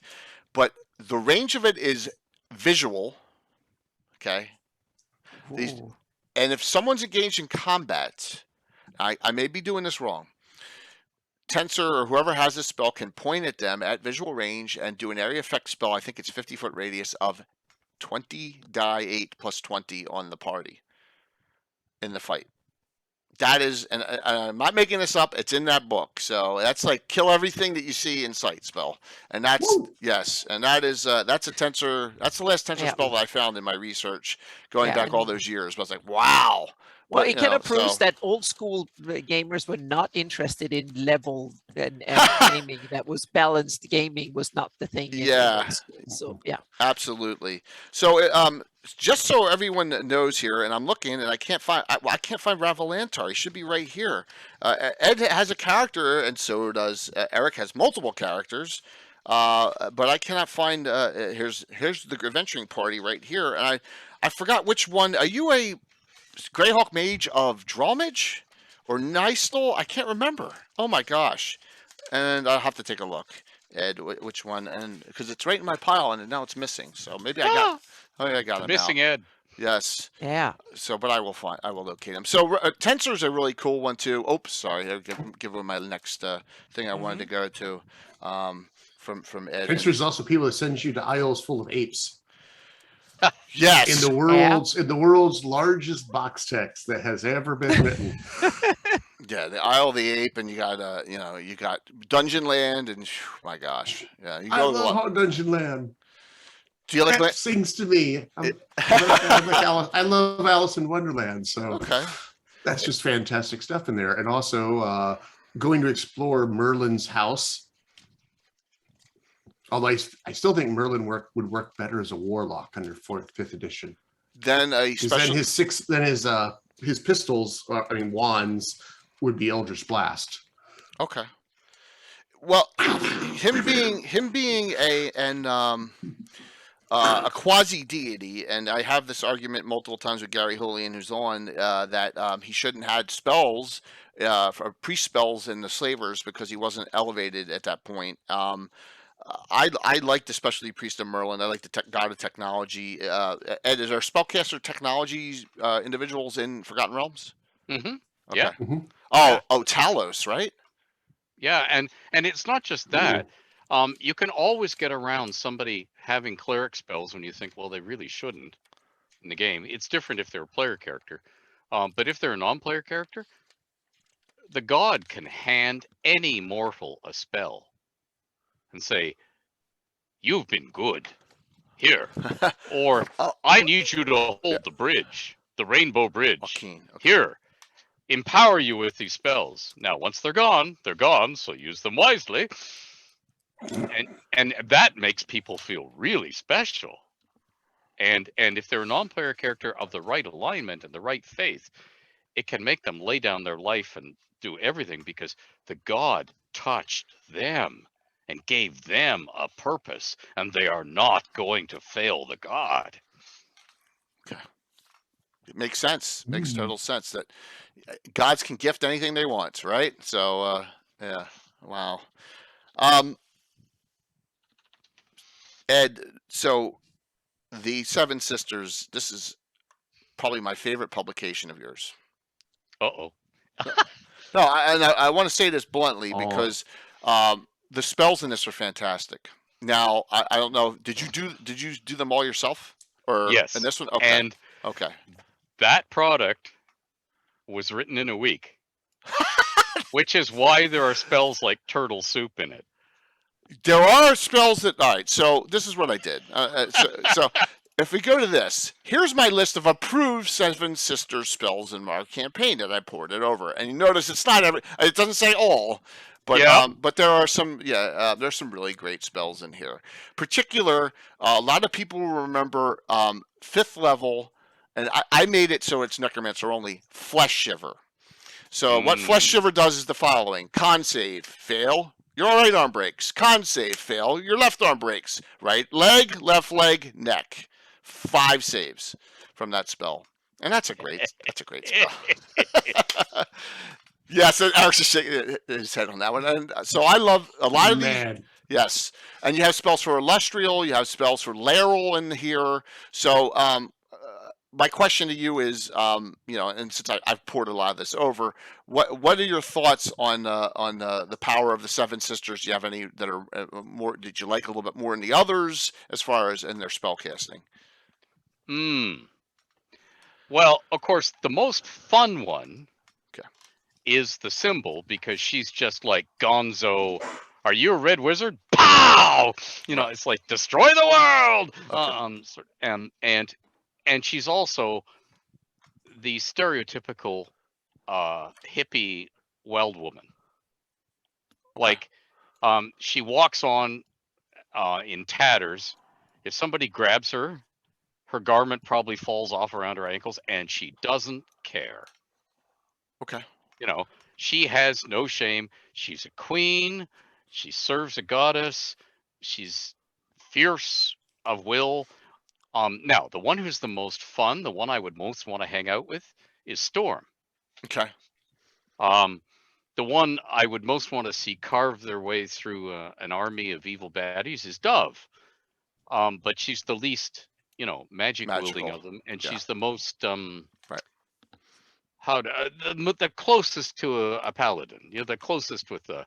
I saw what I saw. I have a code. I follow it. If the rest of the world would follow their codes a little more often, or even have some, wouldn't we all be a little happier? Make it so. That's Dove. She's far more inflexible than some of the others, and far more implacable. Now, the Laeral is the sort of Storm, but instead of being a den mother, she has to be a ruler. So she's the sort of person who says, now, Lord so-and-so, we both know you're a double-dealing worm, but we do have to get along. And for the good of the city-state, I'm not going to kill you. I'm not even going to rip you a new one. I'm going to be nice to you if you do this. If you do not, I'm going to tell your wife everything you've been doing. Do we have an understanding? That's Laryl. Whereas Illustrial is that, only far more subtle and far more polite. Okay. So they're all gradations. I try not to play favorites, but the one, if I had to live with one of them day in and day out, go to bed with one of them, it would probably be Storm. Just because she's the one when I'm writing. Okay, and when I first thought of the Forgotten Realms, so let's take all the sex out of it, because this is 5-year-old me. Okay. Oh, sure. When I first thought of the realms, I was bored. I was in kindergarten. I was sitting there going, wow, is this what I have to look forward to? Is this modeling me into a good citizen? I could be at home in my father's den reading a good book. What the hell am I doing playing with asbestos plasticine here? Sort of thing. And I was daydreaming. And the dream vision I had was, Yes. I'm in a silent picture postcard forest, a big giant forest at night. Snow is falling very softly and gently. There's a clearing, and I'm looking across the clearing, and on the other side of the clearing are thousands of critter eyes staring out of the trees. And they're all staring not at me, they're staring at this woman who's sitting with a cloak around her. She's sitting on the ground beside a tiny campfire that she's laid and lit herself, and she's playing an Irish harp, or a small portable harp, and she has long silver hair, as in really silver like metal, not silver as in old woman with gray hair. Silver hair, and she's harping, and they're all listening to her song, and her song has lured somebody else out of the woods, and the somebody else looks like the lady who's sitting down. They look like sisters, except that somebody else is wearing full plate armor with a cloak around it, because it's winter, a fur cloak around it. And of course, the one lady is Storm, sitting harping, and Dove is the other. But that was my first glimmer of the realms, and I just wanted to know, who are these two ladies? So where are they, and what's going on? So they started your whole concept of the wow. See, at age 5. That's an aha moment that we just found out. Yeah, it's fantastic. That's amazing. That Thank is you. unbelievable to note that at 5 years old, that Storm and Dove were your first thoughts. Wow. That's yeah, really. That's I didn't really know cool, who Ed. they were. You know, this wasn't, oh, I've got the hots for these two lovely ladies. I'm too young for that. I'm just like, who are these people? Wow, that's awesome, Ed. I need to know. So what I'm saying to you, Greyhawkers, is if you want more spells in your campaign, and if you're old school, if you're 5e, you're going to have to convert them. No big deal. This is a book to get. There are a ton. And I warned you, some of them are nasty, like many jaws. You can see that 3rd level. Teeth are spinning around people and biting them like crazy. So you gotta look for the. There are some nasty spells in here, but I would recommend it for anyone in Greyhawk, and use them and use them at your leisure. So just wanted to say that. Gary Julian wanted to know. So if Dove and Storm were first, when did Elminster come into your mind? Okay, Elminster is for those of you who are of an age and were exposed to American culture. I'm Canadian, but you know, culture was something that came from America to a great extent. And I'm talking television now. There was a show called Death Valley Days, and a guy named Ronald Reagan, who later ended up with a more dignified job, was the old storyteller, and he would introduce every episode of Death Valley Days. He would stare into the camera, and he was in the foreground.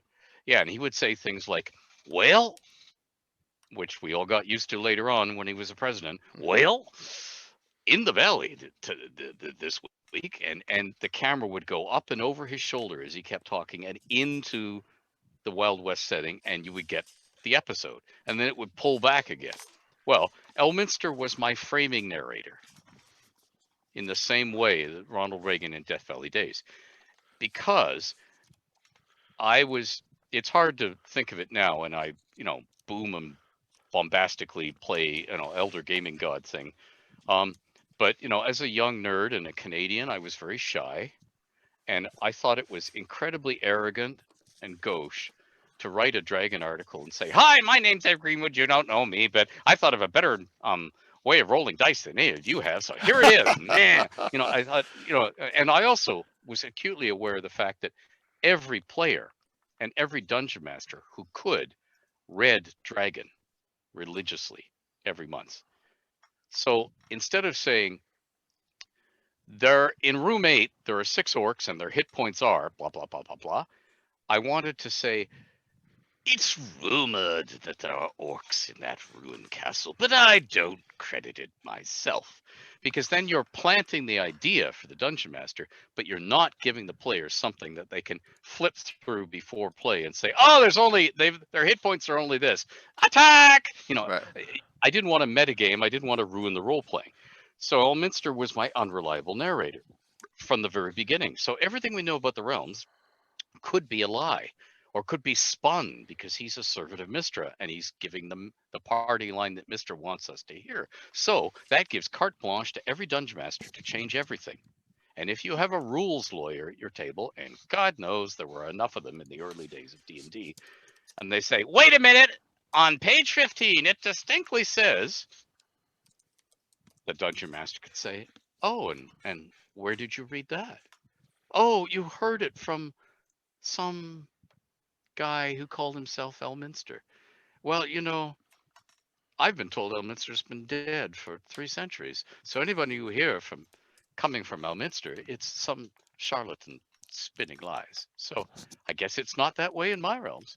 And there's no room for the rules lawyering argument that derails the play. You just go, "Oh, so we're back into role playing in the moment," which is what I wanted. So Elminster's our unreliable narrator. When I started writing the realms, it was Mert the Moneylender, and Mert the Moneylender is a. I'll try and race through this. It's Shakespeare's Falstaff plus Poul Anderson's Nicholas Van Ryn from the Pulse of Technically, plus Guy Gilpatrick's drunken Glencannon, the drunken Scots engineer of this tramp steamer. I put the 3 of them together, so you end up with this wheezing fat old man with food stains all down his belly. He drinks all the time. He used to be a mercenary captain. He used to be able to outrun and outfight people. He can't do either now. He wheezes when he runs across the room. So he has to outwit them. And he's not very good at that. So he was always in a port city trying to swindle somebody. And at the end of the story, he'd leave town like a few flopping sea-booted strides ahead of the local authorities, his rivals, and the new enemies he made during the story. So he'd have to move on. So he started in the far north around Mirabar, and he was moving down port city to port city down a coast, which a year later I figured out was called the Sword Coast. And a year later I figured out was in something called the Forgotten Realms. So Mert was my first I'm writing stories just for me, and this is a decade before D&D. I'm just writing fantasy stories for my own entertainment, sharing them with my dad, who took them to work to entertain all his buddies, which was a hoot in itself too, because he'd share it around, and all these guys would say, "Hey, this is pretty good, Bob. Tell him to write a sex scene next." And my father would say, "He's 5," or "He's 6," and well, field research. Tombstone research, backseat research, and they would then exchange pleasantries, and my father would not relay that to me for years later.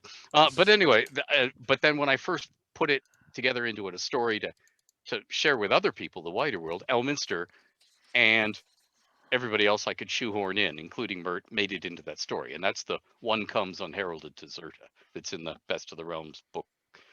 I hate those titles, and they sound so bragging. But anyway, so that's how the realm started, and Wow. It was all a story world before D&D.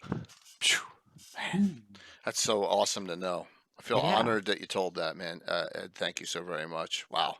By the way, It has Go ahead, Eric. I'm sorry. What was that? Oh, I said it always has been a story world. Yeah. With all the novels that have come out, all the various, because that was kind of the way we've got a lot of these wizards into play was through the novels, not so much through the adventures. It's a shame with Greyhawk that the novels went in a different direction after the fact. You know what I mean? For the most part, with the Greyhawk novels, it's a shame that there should have been more novels with Greyhawk. So but another discussion for another time. So I found Ravalantar, and he's a Greyhawk Mage of Adaluk. Right, so there you go. There's your character there, who he's got some better armor now and all, but still 4th level. So, but I just wanted to know which one of the Circle of 8 he was studying, and he's studying Adaluk. So Adaluk. So Jawal Severnane, the Dark Elf, is actually mentoring you because Adaluk's dead. So there you go on that question. I had to answer that for myself. So Eric, up to you again, man. What would you like to discuss here? Two things real quick. One of them is I'm also a huge Storm fan. Okay. Storm is a fantastic character. I enjoy her a lot. She's approachable. She's a great quest giver for the players to interact with. And several years ago, I got the chance to work with Ed on putting together a pitch for a webcomic, essentially, for Wizards about the Seven Sisters. We put together 4 pages, and I actually sent those over to you if you have them, Jay. Yes, I do. Share some of what the concept art looked like and the opening scene for what we had, and working with a wonderful artist named Steph Stober, who was amazing. I'll get the pick out. I don't want to crash the stream by opening this up on my main machine. I will get the pick that you shared with Storm downloaded here. Hopefully it doesn't go pop. So hopefully not. Yeah, I don't want to crash your whole system. No, we don't want to crash it in such. I didn't know we were going to go this direction. Yeah, but that's okay. No, absolutely. Yeah. So I'm trying to save the image here so that it does not crash here. But so far so good. So far so good. Another one of the Seven Sisters I always liked, although she's not a wizard, so I don't know if we can mention her in the Sure, stream. go for it. Kilui. Oh. The Drow. Mm-hmm. Mostly because I love Illustrate as a concept and a story vehicle, and because I grew up doing Star Wars, and being the rebel fighting the evil empire, being the rebel Illustrated priestess fighting the evil Lolth control over everybody and trying to break your people free. That was fun, and it was kind of like Star Wars Into the Forgotten Realms. Underground was the way I always approached it, and with Kilui, she always seemed to be better in potential than a way I saw her used in the canon. Yes, because there wasn't enough of her. And, yeah, they danced around because they never knew whether Bob was going to zig or zag in the next book. So the safest thing was to step back and hands off. Unfortunately, you see, when I handed over the realms to TSR, I just said, and the 7th was a dark disaster. And I left it open. And so Stephen Shend, I created Illustrate, but and she was around before TSR, but I put her into the realms when I was asked by a TSR editor, we need a good Drow goddess. Oh yeah, no problem. Here's the Dark Dancer already going. But it was Stephen Shend who named Kilui and put her in. By the way, that is the secret of working with Ed. If you ever have a question like, oh, by the way, do you have this part of the realms made up? He does. Yeah, it doesn't matter what the question is. It's kind of scary. I was working on that Cormier article with the Heralds of Suzeo. It's like, hey, do you have any information on it? Comes the tidal wave. I'm like, stop. It's like drinking from a fire hose. Yes. Yep. Awesome. Remember those word counts we were talking about earlier in the show? Yeah. Well, that's why there's so much laying around, because there was so many. Yeah. Oh yeah. Absolutely. Yep. So and I used to break word counts all the time, and at the beginning of the realms they didn't care because they were they were really concerned because Greyhawk Gary had been the bottleneck because he's trying to write the rules for the game, run this company that's expanding incredible speed, so there's constant headaches, and the third thing is design and publish Greyhawk products that we all wanted, and you can't do all three. They did not want a bottleneck. So first of all, they wanted to make sure the realms was firmly in their hands for control, not tied to a creator, me, but also so that I wouldn't be the bottleneck. So when I overwrote, they just said thank you, and they ripped literally, because we printed on fanfold paper in those days inside the office. They would literally rip the thing out and save it for another product, and they'd hand it to one of the editrixes to sit down, and she'd read through it and say, well, we can rip it here and rip it here. That's about this part of the world. That's about spellcasters. That's about sanitation and slop buckets. So they'd literally put it in cubby holes and wait for a future product to put it in. And then later on, they said, you know, Ed, we love you to pieces, but we're under tight deadlines here. And when you send me something that's 10 times longer than I can use, it actually takes me longer to cut it down. So I would really love it if you wrote to word count. And I said, yeah, how do I do that? Because I don't know. And so then they started sending me Word docs that were templates and said, just write in the template and save it with another name. And that way we know you won't be overwriting. And you'll save our butts, because the production times are getting shorter and shorter, and we literally don't have time to cut your organs out, decide whether it's the liver or the spleen we're saving this time, and throw it on the floor. We need it to fit. Wow. But at the beginning, I was encouraged to overwrite. And in fact, the joke is I would write the books the way I wanted to, because I was just being honest. In the same way that the guy who was Don Pendleton, who was writing the Executioner books, would actually act out his gunfights to make sure he didn't have a guy shooting a gun 46 times without reloading. He would actually run across the thing. Can I run that fast? Can I jump up into the back of a loading dock while firing? Can I fire this many times? Would I see the guy if I turned on the loading dock and shot at the roof? Would I see him in time? Sort of thing. He would actually work it all out. Well, in the same way, I would be honest, and because otherwise you have characters traveling too far in the setting with no time. Yeah, it's and always stuff like been that. an issue in every game, right? exactly. Travel is so. Oh, Yeah. that's so why I you would have write playtesters, and they tell you when you screwed up. yeah, and they're I more would than write happy all the to. sex scenes, and one poor lady would, like, you see, okay, everybody at TSR used a mainframe, and at the beginning they weren't even PCs. They were terminals from the mainframe that you stared into, and but these mainframes of the day were terribly clunky and large and expensive things, and they couldn't do simple things like print. So they had a Mac, and it lived in the Mac room next to the upstairs washrooms, and everybody's print job came to the Mac room, and this image writer, endless fanfold paper from boxes, and when I came to visit TSR, they dumped me in the Mac room, because I couldn't take over somebody else's cubicle, because I was used to working on a Mac, because that's what they'd sent me. I had no personal computer. I worked on the typewriter until they sent me a Mac. So I would go to the Mac room and I would sit and work, and therefore they could tear off the fanfold at any point. So I would write my novels, and I'd write full detail glowing sex scenes and flirtation and so on, and we'd get to the sex scene, and whoever was reading it in their cube would stop, and they'd tear the fanfold paper at the preparation, and then they'd go flip, flip, flip. Oh, sex scene ends here, and they'd tear it off again, because this is not going in our books. However, I can now stand up in my chair and read it out loud to cubicle land, to the thunderous applause of workers who are bored out of their gourds, working away at their terminals. And Chandrel felt his hot breath on her cheek. And That's and awesome. I would put in all these, we called them sacrificial lambs, because I'd put in all this totally over the top smut, so that I could put a few realm swear words in, and the editor wouldn't jump on them and excise them, because they'd already fixed my dirty mind. Give them a bigger target smart. So they would slide through, and the big sex scenes would come out, and I had to stop doing it when, on one particular novel, which I will not name, they left all the sex scenes in. Oh, that's awesome. Was that a deliberate decision, or was it just an editorial different oversight? editor, maybe? Yeah. Everybody had different tastes, and of course, time was changing too. Yeah, at the beginning, it was very straight-laced. It was Midwest.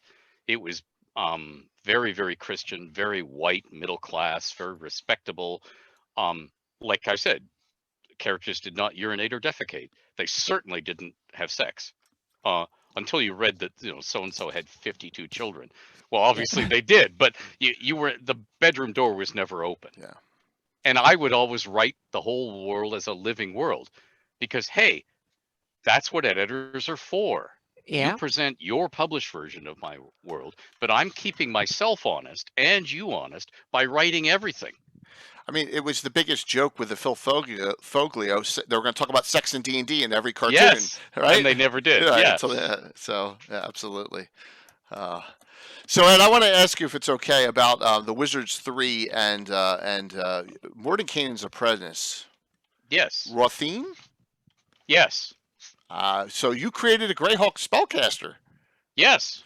Mm-hmm. Here we go. There's a. And that was because I was told, and you'll if you read all the Wizards 3, you'll notice it later happens with Dalamar. Okay. I was told we have plans. Stop including Mordenkainen. And It's happened again. You see, the Wizards 3, the whole thing was an editorial assignment. I was a contributing editor of Dragon, which is an unpaid position, by the way. Okay. But I was assigned to write the Wizards 3 as a way of giving us new monsters, spells, magic items, and little gewgaws, but also of supporting all 3 of the main TSR worlds. Right. It was to keep them all before the public's eye, not sacrifice one on the altar of another. Okay. Because at that point, we weren't yet into the technique of disparaging people from who like another setting and setting them at each other's throats. It was still at the thinking of, oh, those wallets are large enough, they'll buy everything. So we want you to be a Realms fan and a Greyhawk fan and a Dragonlance fan, and so I was supposed to present all 3, and it was just like, please stop writing about Mordenkainen. We have plans, and I'm not an employee, so I'm not privy to what those are. And half the plans that they make never come to fruition.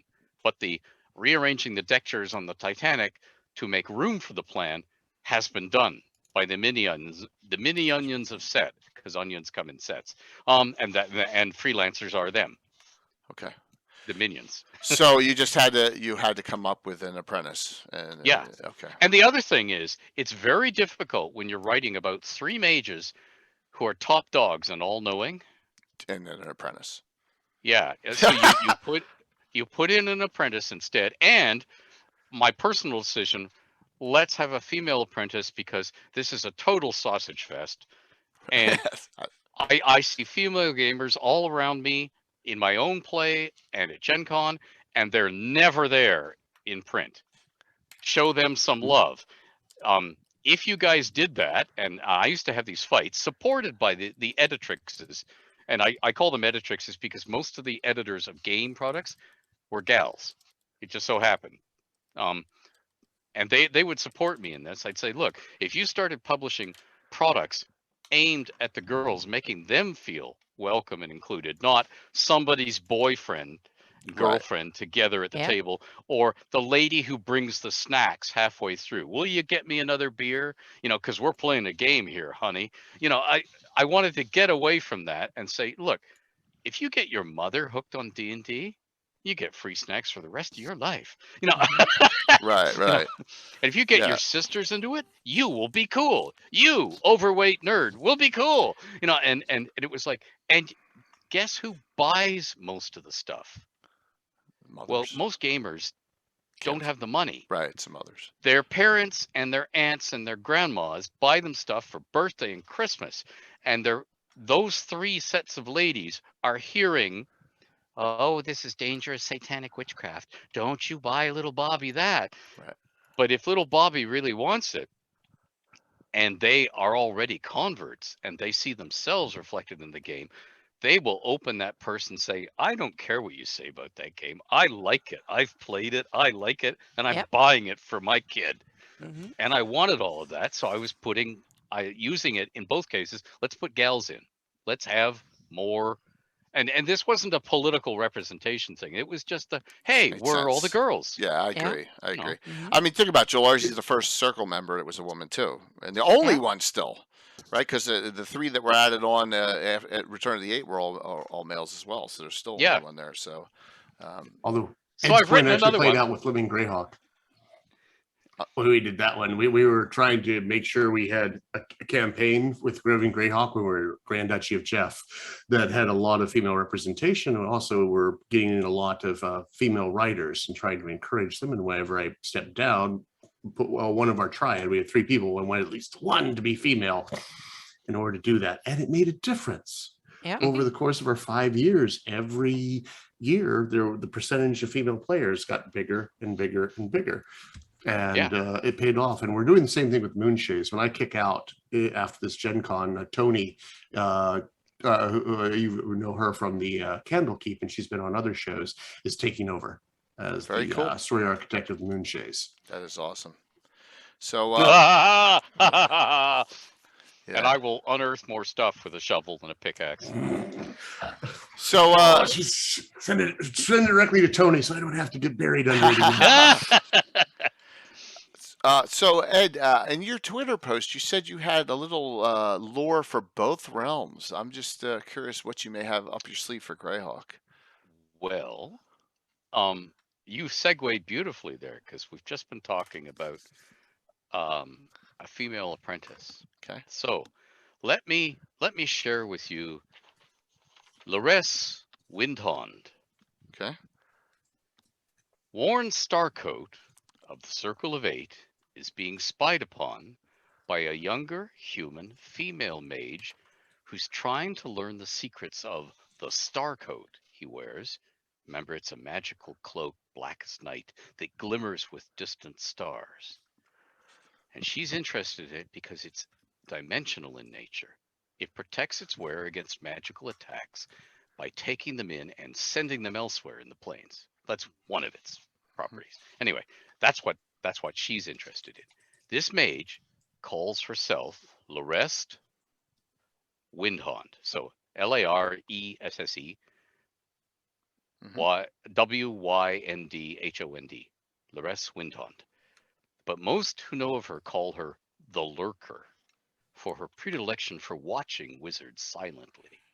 She claims to come from the Dreadwood, but her skin is red, her eyes yellow-brown, and her hair jet black and straight, suggesting a more exotic heritage. Her voice is soft, almost purring, and she's sometimes accompanied by a trio of wolves that seem very intelligent and that she can clearly communicate with telepathically to direct them to act in unison. Laress likes to hide in shapes other than her own when out in public, but when adventuring as herself, seems to like wearing black cloaks with cowls over black garments and to use black eyeshadow to make her eye sockets resemble those of a skeleton. She's an artificer who makes magic items, and she's a walking arsenal of small, defensive, combat, and movement-oriented magic items. She spends much of her time in the free city of Greyhawk, wearing a more nondescript human shape and closeted in a cellar, experimenting with magic. She pays for her food, rent, and researches by selling her small, useful items, but she always sells under an alias and in a shape not her own. She usually poses as an aging male human merchant who's in need of money, and so is reluctantly parting with magic acquired earlier in life. The sorts of minor magic she sells include Bag of Holding, just as the DMG, a float disc, which is a smooth oval bone disc slid behind a belt buckle made to carry it. When pulled out and snapped into pieces, it unleashes a Tensor's floating disc spell under the control of the disc breaker, lasting 8 hours. And of course, the breaker need not be a wizard. Right. It's an item. Or Item effect, she sells glow daggers. A glow dagger is a dagger +1 that, when willed to do so by the wielder, can glow softly, like a lantern or a fairy fire. It has a set hue and intensity, is never blinding, and it doesn't equal, quote, daylight, unquote. Okay. Leaf of Flying, and spelled leaf, usually oak, but she's also used maple, ash, beech, and others, sold in a flat metal carrying case to keep it from breaking inadvertently. When broken, it activates. The bearer is empowered to fly, as in the spell, and it's a short duration. very short duration flight. I think Couple it's 2 rounds. Okay. Yeah, a couple rounds. Magic Mask. A tiny cloth mask that when touched to the bearer's face and its word of activation, which is a short nonsense syllable that's sewn onto it, like vank or vonk or something like that, spoken by the bearer at the same time, expands to cover the wearer's face completely, concealing their features. They can see and breathe through it, but it's opaque and as hard as a full war helm to anyone or anything else. And it lasts until the wearer wills it to be gone. It ceases to exist, not turning back into a mask again, although apparently Laress has some personal ones that do stick around for reuse, or 6 hours pass. Okay. So in other words, you can walk in with your identity concealed and somebody takes a swing at your head with a sword and it's like you're wearing a full bucket helm. Boing! Okay. Nice. Shinestone. A shinestone banishes tarnish, rust, mold, and mildew when put into direct contact with a single item bearing such a blemish for 24 hours continuously or longer. If in contact for a shorter time, it just stops the process of degradation, but doesn't remove existing blemish. Immovable rod, just as the DMG. Rope of climbing, just as the DMG. A plaque of mending, a flat bone plaque about the size of a playing card. When snapped, and one of the pieces immediately touched to an item as the breaker wills it to affect that item, it unleashes a mending spell on the item. And the sort of items Laress carries for her own use but doesn't sell include beads of restraint. And these are marbles that when flung, break and expand into our old friend Viscid gloves. Viscid gloves that will affect foes Love 'em. but won't adhere to her. So she alone. Ooh. Now, on a hit, such a glove expands and dries on the target, and it's restrained for an hour, ere the material cracks and falls away, unless the material is exposed to direct sunlight, touched by a drop of universal solvent or oil of etherealness, or a pint or more of alcohol. Can be diluted, but at least a pint's worth of alcohol must touch the material, whereupon it instantly dissolves. Purely mechanical processes like chipping or sanding won't remove the material. And lastly, she carries a lot of things she calls eyes. And these are palm-sized, flat, cabochon-cut gems with central circular depressions on both sides. One depression has a command word inscribed on it, and the other doesn't. When the inscribed depression is touched by living flesh belonging to the being who speaks the command word, the not depression on the other side of the stone erupts with a beam or ray of magic. Alternatively, Like that. if the inscribed depression is touched and the speaker says the command word backwards and then speaks aloud the conditions of later activation, the eye can be set to go off later, just like a magic mouse spell. Same word count limits, condition limitations. Laress's eyes emit such spells as the least powerful version of Acid Splash as a beam, Color Spray, Firebolt, Magic Missile, Poison Spray, Ray of Frost. It's been reported that one of her favorite sorts of eyes shoots a stream of daggers, a straight line cloud of daggers spell, the knives being made of force and fading away after a minute. That is Wow. awesome. Mm-hmm. Ed, thank you. Oh, my pleasure.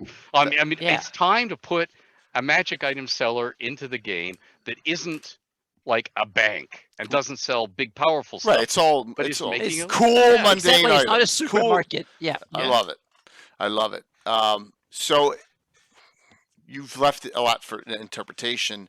Yeah. She sounds pretty neutral for the most part. Mm-hmm. Neutrally aligned. Okay. Yeah, which is really cool. That's awesome. Thank you. My pleasure. This is fun. Yes. So what I will do is Ed will probably pop that in Discord. I'll convert Yep. over, and then I'm going to put that in. Gary will be happy. We're going to put that in the Cannon Fire Discord. I'm sorry, in the Cannon Fire. We'll put that in the Cannon Fire website. I linked it already. That's Gary Julian's website, and we'll put it in a couple other places too. We'll make sure that everyone who wants to have access to it will get the access to it. Ed, we really appreciate that creating some Hey, new lore for this is Greyhawk. fun. Thank you. This is just fun. It's like you do something cool that you can use at your gaming table. and it's fun. Yes, definitely. Mhm. And it creates someone new to interact with, and then the question arises, "Oh, who's that?" And you say, "Well, Ed Greenwood made it for us, right?" And then No, but the nice thing is, he's not a member of the Circle of Eight. Isn't ultra powerful. We don't really know the full extent of her powers, but she's obviously interested in how magic works, and she's building stuff. So she then becomes a useful kingpin background NPC who isn't a ruler, isn't trying right. to dominate. And that's what I like. And with the skin color, so Gary Hooligan asked, "Is she Ullman?" Well, I said, "Is she a wild mage and had her skin changed from a spell?" Which would be an option too. You know, there's all different ways you could develop her backgrounds. Yes. You know, And so, I figure I'm leaving it for the Yeah, dungeon master which in is this great. case. Yeah. absolutely. If you want me to be specific, I could be, but No, this it's is great. more fun. Yeah. It makes it more deployable if it's what you want for your campaign. Absolutely. And like Kim says, she's Flynn. There you go. So you guys can all decide how you develop, guys and gals, develop the character into your campaigns. And that is so wonderful. Ed, thanks. That is awesome. No problem. Yeah. No problem. This Yeah. this is the fun. This is the jam. Yeah. You know, if you stayed up late listening to us jabber, this is something you can use. Absolutely. Absolutely. And you can, so we still haven't figured out. Yeah, well, that's true, Mike. That's true. So, someone asked Ed, and I want to ask this question. Mhm. Really, and it came up multiple times. They really want to know. Mentor Winterhawk. Did I say that Yes. right? Can you give us a little background on Wintercloak? that spell kit? Wintercloak. Oh. I'm sorry, I can't read my own handwriting. My bad. Mentor is under an NDA. Oh, there you go. So, okay. And I'm sure this NDA is meaningless these days because I'm sure Okay. what with TSR becoming WotC and stuff not happening, I'm sure the plan that they had for him is no longer. But they've still got the NDA on file, which means they could hand it to a computer game licensee and say, "Oh, there's this guy who's still under NDA, so you can do anything you want with him."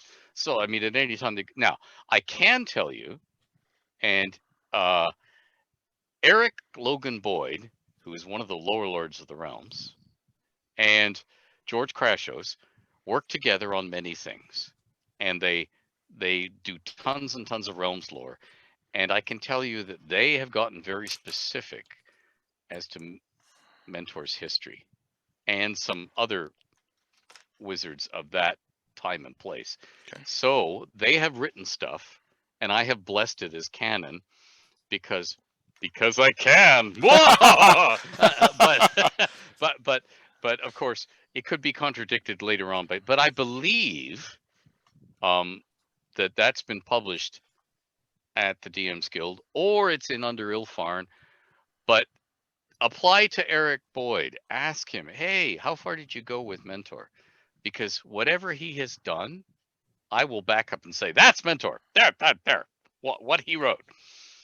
Okay? Because, hey, we all get to play in the realms. Nobody owns the realms. We all own the realms. I mean, yes, Wizards owns the realms. But, I mean, you know, our realms at our gaming table is ours. And if you want to know, you see, and that's the thing. When somebody picks up something and runs with it, like Elaine running with Elaith Krolnover, or Bob asking, can I use the Harpels? Can I, use Silvery Moon and so on? I immediately step back and say, yeah, do it.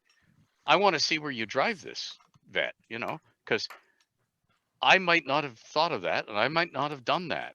And my own world can never surprise me unless somebody else is writing it. And it's our world now. It's a shared world. So have at it. But I always try and step back, because otherwise, inadvertently, always something will be written or said that contradicts what somebody else did. And I know I would hate to have me say, oh yeah, go ahead, do what you want with that character, and then I come out and contradict them Right. 3 months later and stuff like that. That's dirty pool. Yeah. And it makes them think I had this moment of fun creation, and this guy just walked all over it. So when Baldwin Games is doing the Moonchase, I step back from the Moonchase, because hey, that's I had my Makes chance. sense. Yeah. I got to do Halls of the High King, and I would love to do more, but no, somebody else is having that. That's their party now. Let them because we'll all get better stuff if they get to party. I wish Greyhawk would have worked like that. Yeah. And here's the thing. At the beginning, okay, not right at the beginning, because the beginning was sand table wargaming, and it was war campaigns. You know, Gen Con 8 and so on. They were actually fighting battles that were going to happen in Greyhawk. And if you look at the very early Greyhawk releases, how many troops can you field? Yep. Yeah, okay. But I mean, after that, they did the same thing they did when they started the Realms novel line.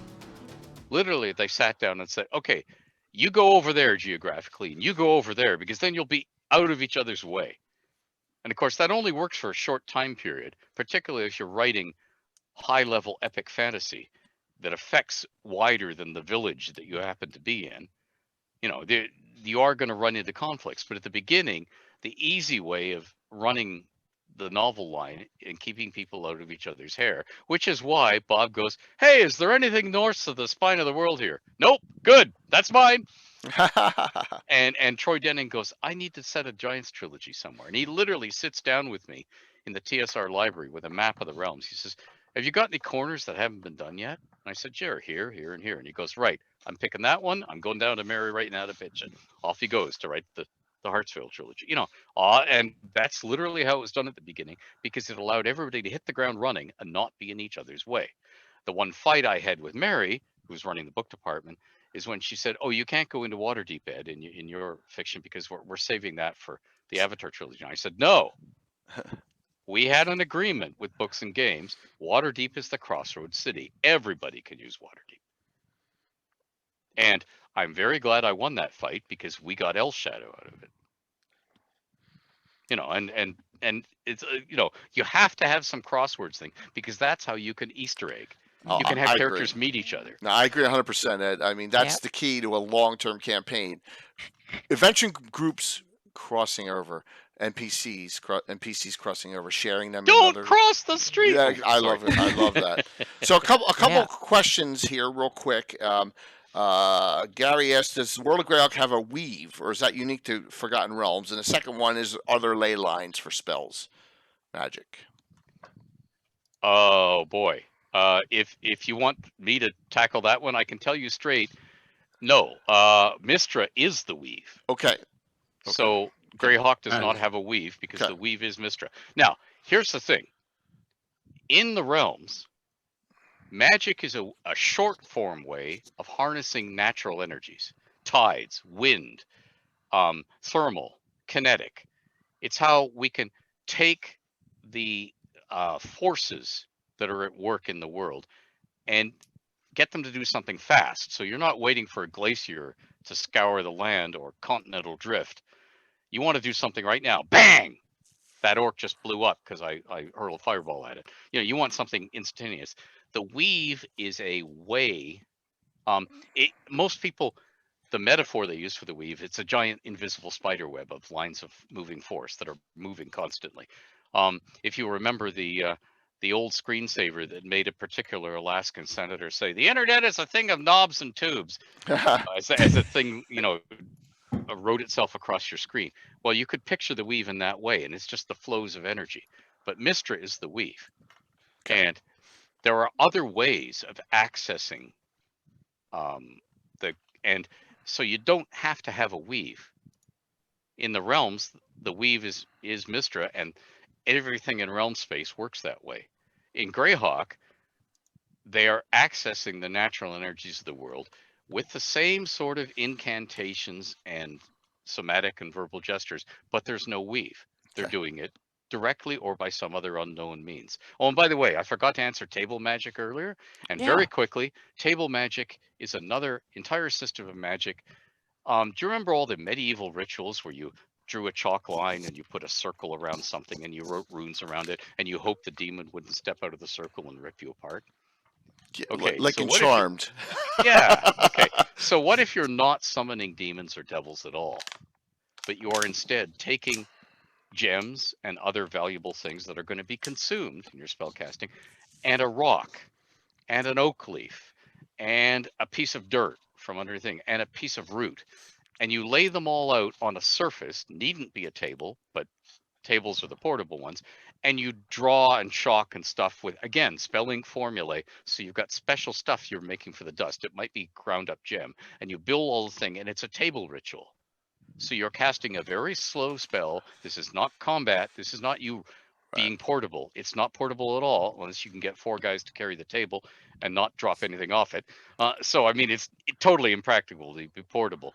But it's a way that a little old lady who's in the last years of her life, so she's 90 years old, she's skin and bone, and she can sit alone in her room at the top of the tower when her son, the Baron, is being attacked and there's a huge besieging army, and she just quietly works the table magic and she wipes out that army with a rain of invoked fire because she worked the table magic. And what it is the great leveler, because you never know which little shoe shine boy that you would like cuff to one side because you're a great adventurer can just do the dirty on you. And if the gift is just can spring up anywhere, you can have the little sniveling goblin where the party member says, let's have some fun with this one. Let's cut off its fingers one at a time and then its toes. And then the goblin goes, oh, and scuttles away and down into a little hole. And they look and they can see the hole. The back end is 20 feet away. Well, we'll just wait for it to come out. It's going to starve. But because we need to, torture it to tell us all the information, and it just works a table magic ritual and poof, no more adventures. And it could maybe teleport their body parts separately back to where they came from as a object lesson. So that table magic is the great leveler. And I'll shut up now because That's I'm great. going on. No, so I never. It makes sense. I never had heard of. It's far into Greyhawk. Well, yeah, it was something I invented for the realms because I wanted there to be too many methods of magic for your wizards and even more your sorcerers and your mighty high priests to be god kings amongst men. I did not want that. I wanted the magic to be everywhere so that no ruler can easily do the King Herod thing. Right. And track down and control. You never know when someone in your kingdom can do something. And maybe they don't know it too. It could be a little girl who's being punished for something, like she broke her mother's fine china or whatever, and she's locked in a room for an afternoon. You don't get to go and play with your friends. And she goes, wait a minute. I remember seeing the old lady before she died. She did this thing where she put this here and this here and this here on the table. And maybe she does something. And the stable disappears. And her father comes running and says, what happened? And then you've got somebody who, well, maybe we should get her trained before she destroys the kingdom. And then suddenly you've got somebody new who can work table magic. And it's a great story engine, not just for fantasy short stories, but it's a great story engine for a campaign because you can't round up all these people. You can't control them all. They can always get you from behind. Yeah. And it's a chance for the little guy, the old Monty Python Holy Grail thing, where the peasants, well, he's got to be a king, he hasn't got shit on him, sort of thing. It's a chance for the little downtrodden little guy to go, something? Screw you. And this is what it feels like. You've been giving it to us all my life, and that way it's like suddenly it changes the entire power dynamic. Your adventurers have to be polite and respectful. They have to stop at stop signs. Yeah, it's very cool. Yeah, so awesome. Eric, you got to be happy. Ed said for a long time, hands off the Moonshades, and you've had carte blanche. It's great. Yeah. I was thinking about that. Uh-oh. And the weird thing is I really wouldn't mind if he had a lot of things to say about it, or if Doug had ideas or came to me, because as got mentioned earlier, it's always your realms. So this version of the Moonshades is just this version of the Moonshades. It has no bearing on anybody else's versions of the Moonshades. Our story that we have of the Slain returning from the Shadowfell, which rises directly out of the Druid Home trilogy by Doug Niles, where trying to figure out how many spoilers I should give away on this one. But it is grounded hard into the lore. But if the DMs don't want that, people are using Moonchase. They're like, I don't like that story at all. I'm like, okay, chunk it. Don't use that. And so we have, I kind of, since we were never canon and we got told we were not canon, I was like, woohoo, freedom. I can do whatever I want now. And it was fantastic. And so we could build this story of the shadow invading from the demiplane of shadow, led by the Slain Sworn, and the almost overthrow of the Kendrick dynasty that is ruling the Moonchase barely, and letting the players have a hand in reordering the Moonchase, what it's going to look like after that campaign. All of that is possible because we're not canon, and we can do our own thing. I didn't realize that, Eric. I thought it was brought in and incorporated and weaved in. I did not know that. Well, not canon stuff kind of has a way of feeding Weaving into canon itself. Yeah. Which I don't know if you saw recent conversations by Chris Perkins about the continuing use of canon in Dungeons and Dragons. But there was a previous comment before from someone else who stirred a pot a lot. Crawford, was that who did it? I believe so. Yeah, he really stirred the pot. So nothing before 2014 is official anymore in any realm, and that kind of stirred the pot. I didn't think it was quite that Wizards solid. can't change the realms agreement. It's an agreement between TSR and me. Beautiful. They can't change it unless they renegotiate with me, in which case I would like several $1 million. Yes. So I don't think that's going to happen. That's awesome to hear. But you know something? Yeah. I think what they're really doing in those is they're preparing us. They're revealing to us, look, this is how we design with our tight in-house group that has to put out products very quickly. You know, you got like 8-10 people producing the Realms products, the Dungeons and Dragons products, which are currently set in the Realms. We are not going to shackle ourselves to everything that's been written before. We're just, so we're establishing our own new canon. And in effect, that's what happened in 4th edition as well. Yeah. Okay. Although it wasn't admitted. So I think they're just sort of acknowledging it. Okay. And I think that also frees them up that if Margaret and Tracy write something dramatic in the Dragonlance book, they can say, well, that's not canon. That's their canon, but it's not canon. Okay. It's paving the, it's like we've all look, didn't we say it way back there? And then of course it's not a question of power and control. It's a question of not upsetting gamers who invested time in their gaming table or their dollars at their hobby store. It's like saying, hey, it's okay. The game is yours. Yeah.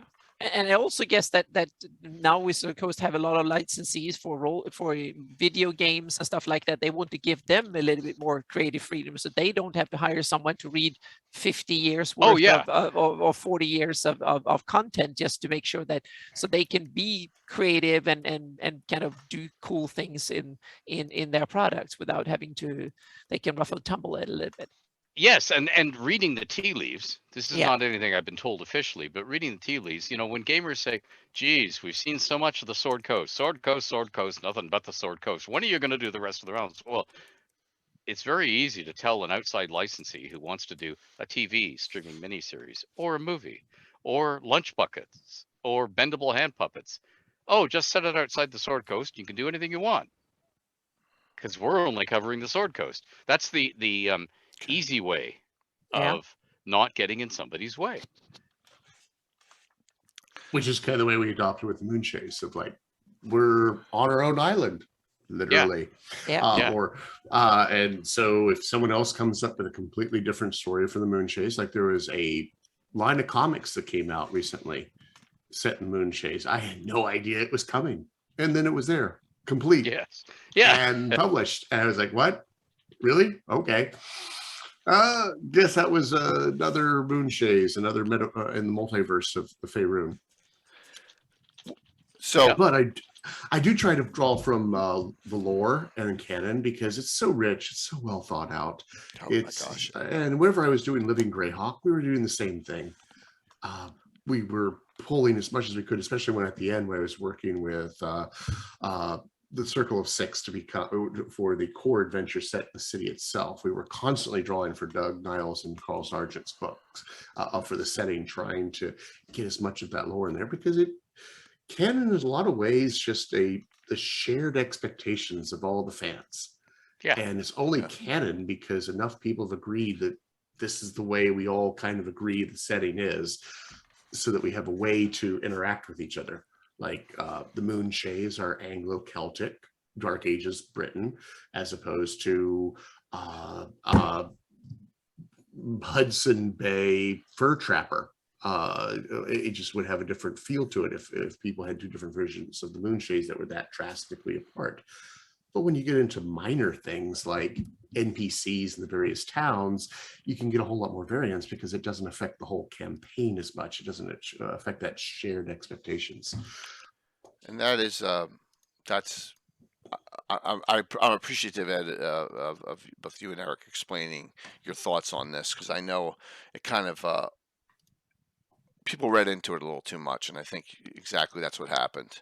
Yeah. Those comments out there. It was, yeah. I mean, they've always done that. Sometimes Yeah. we miss True. things. Yeah.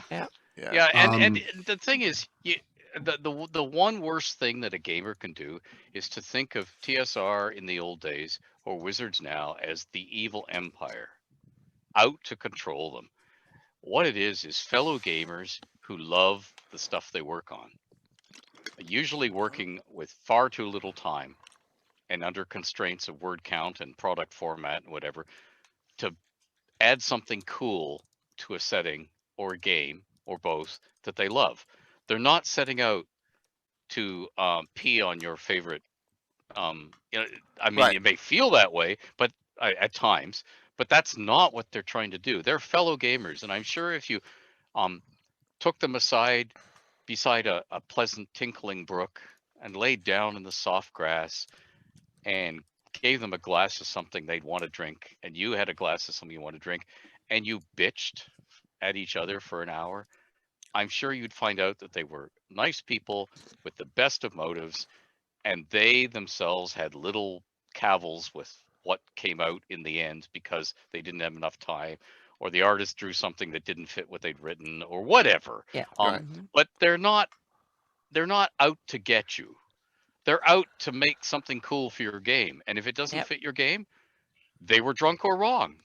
Yeah, and also they have to make something that fits everybody's game, not just right for someone specific, so to speak. Meaning when we write our own homebrew, we make for our own game table, so it's super customized. But they have to make it for basically potentially everybody's game table. Yeah, and the only reason I have worked so hard to maintain a consistent canon in the realms over the years, and Eric and George have made an unpaid career out of explaining away inconsistencies and contradictions for that reason, is because I always thought, with the greatest humility, if we are taking the most creative and fun group of people in the world, gamers, and we're trying to take money out of their wallets to sell them something, we owe it to them to do the work for them.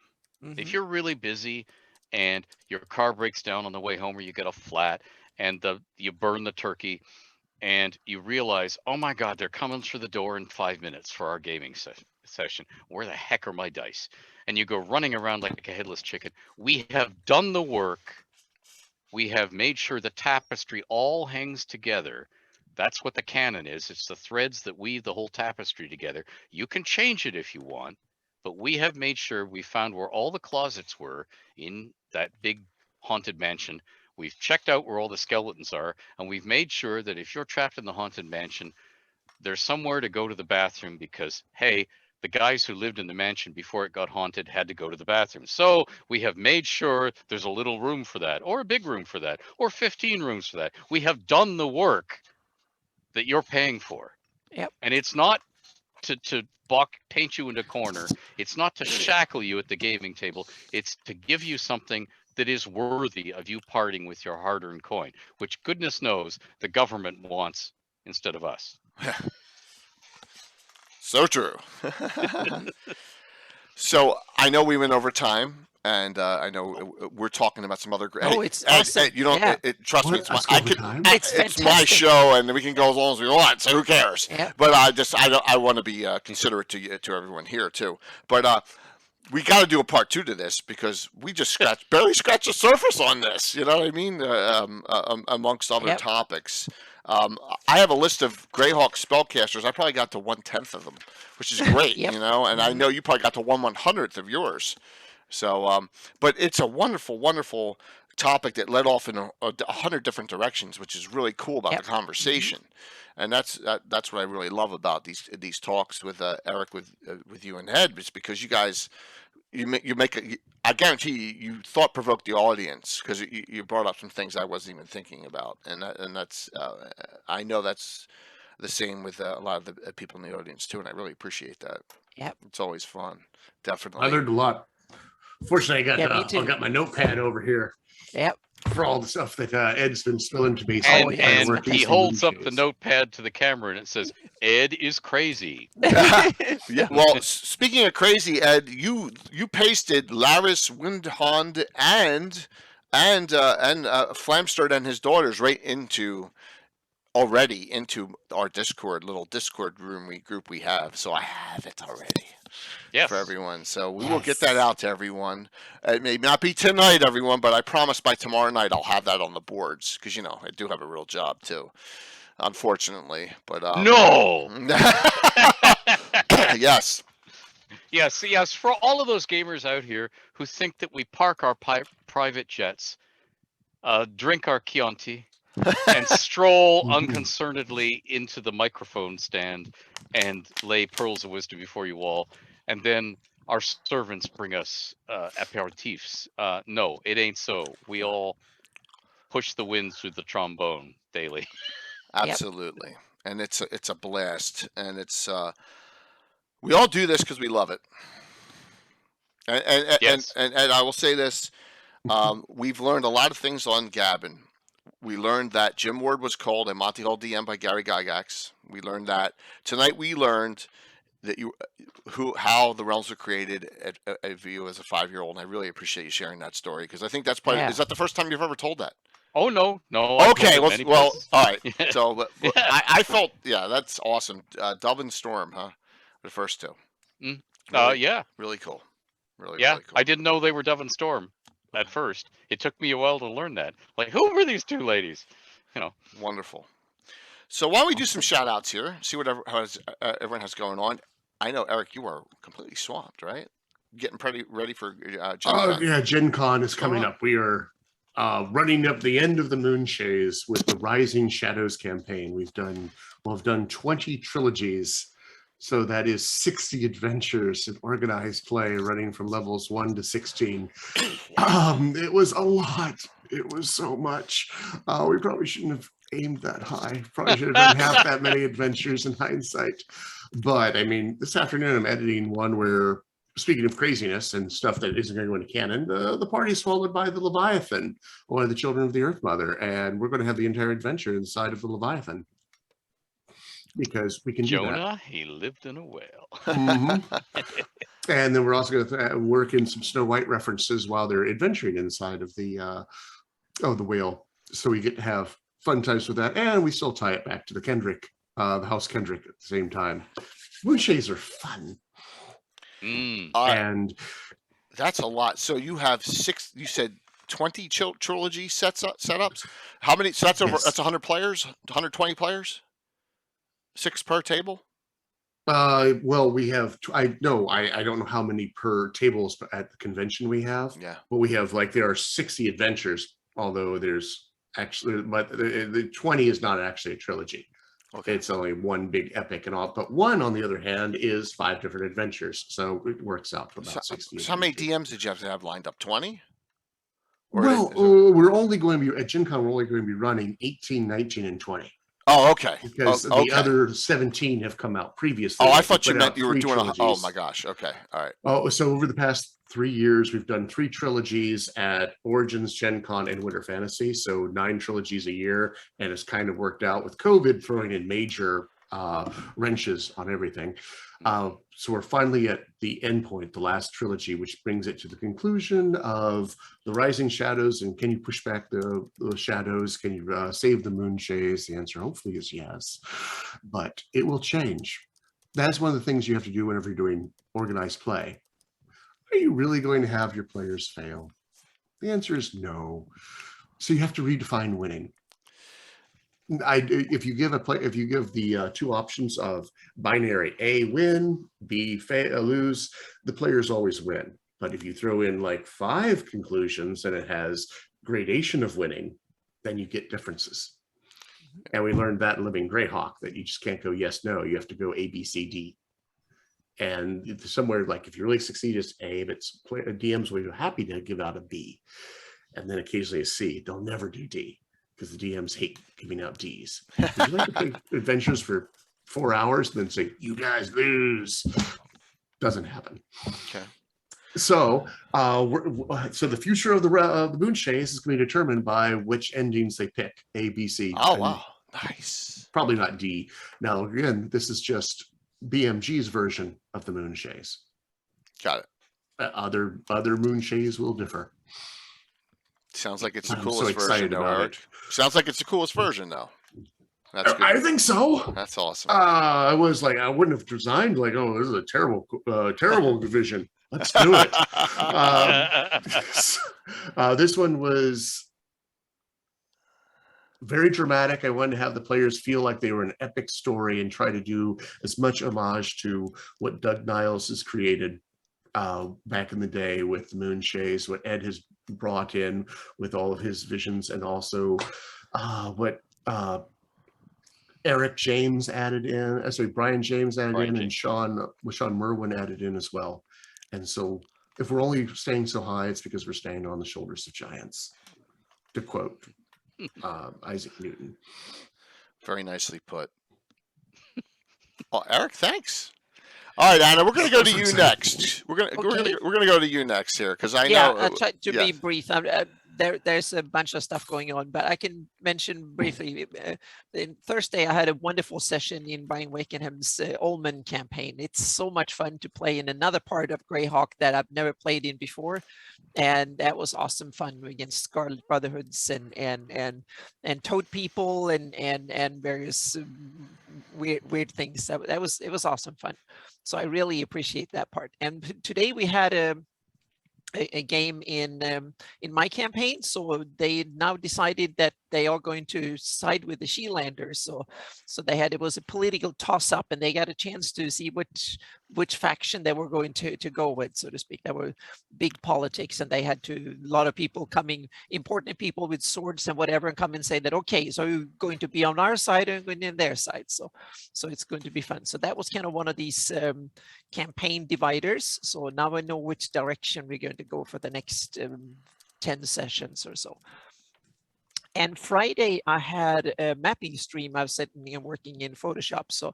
And I worked on the Earth map. And now I have the first, like a version 1.5. It's almost done. So I think that then we can nail down the first version of Earth that will work for what I needed to do, and that is to bring up the new version of the Flanese map. So I can start that next week and work on touch up the terrain. It's mostly the ice cover in the north that we never touched before. That was something I never even thought of. And now when we have the planetary model to work on, that I can add some islands up there. We can tweak the ice cover, even the summer ice cover, and then have that the terrain map updated, so I can start working on the 2021 version, because there's like a couple of hundred updates that you guys have told me that we need to fix this and fix that and so on and so forth. So that is coming, and there would be no live mapping stream next week, because we have a fantasy mapping show instead. So that is coming, and then there's some other tidbits, but yeah, never mind. We'll talk about them Wednesday. So yeah, Fantasy Mapping Show Sunday night. Jared Blando is our special guest with Alyssa Fade and Anna Meyer. Friday night. Friday, yes, Friday. Where am I? Boom. Yes, I've already. It's going to be a long week for me. So with shows. Thank you, Anna. Ed, what's going on, man? What do you got? Oh. What we got cooking? Okay, really quickly, let me give you the last thing on the moonchase, because Oh, you know my moonchase were more like the Outer Hebrides or Lagoon Zersi. They were lots of little islands, and people had to. The fishing was the main thing, and people had to zip around between islands in stormy seas. And the TSR UK Albion campaign that Doug Niles came up, they sank my moonchase and put his in the place because they had this orphaned setting for TSR UK, which was going to have its own world and then became reprint. So they said, "Hey, is it okay if we sink your moonchase and put Doug's in?" And yes, we did. But I remember distinctly the one and only time I was played in the moonchase at a Gen Con with TSR running it, and Dave Sutherland was their dungeon master, and he had a hag, and the hag turned around to the party members and said, "Candy, little girl." And all of the male characters in the party said, "What?" And then they looked down because they were all turned to female.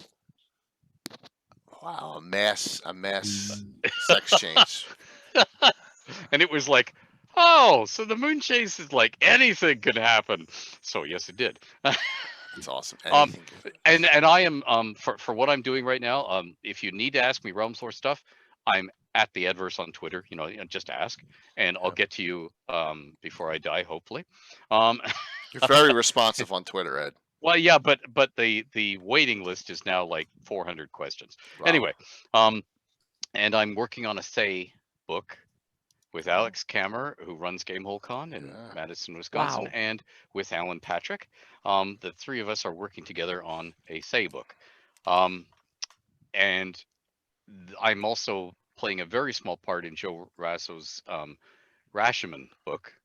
So we'll do that kingdom too. So we're getting out of the Sword Coast, and I'm also at work with Clinton Cronk and Jeff Gander and Fiona Batten on a Volo's guide to a particular city in the realms. Oh wow! That you have not seen detailed before. It's on the maps, but it's the most it's ever got is like 2-3 paragraphs.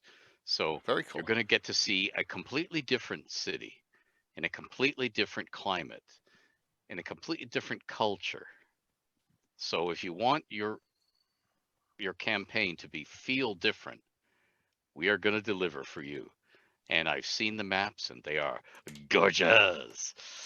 Awesome. Fantastic. Yep. Ed, question for you from Canadian Ancient Gamer. You usually are the guest of honor at Phantasm Con. Are you going this year? I don't know yet. Okay. For two reasons. I don't know exactly when Phantasm is, and I have to negotiate time off with my employer.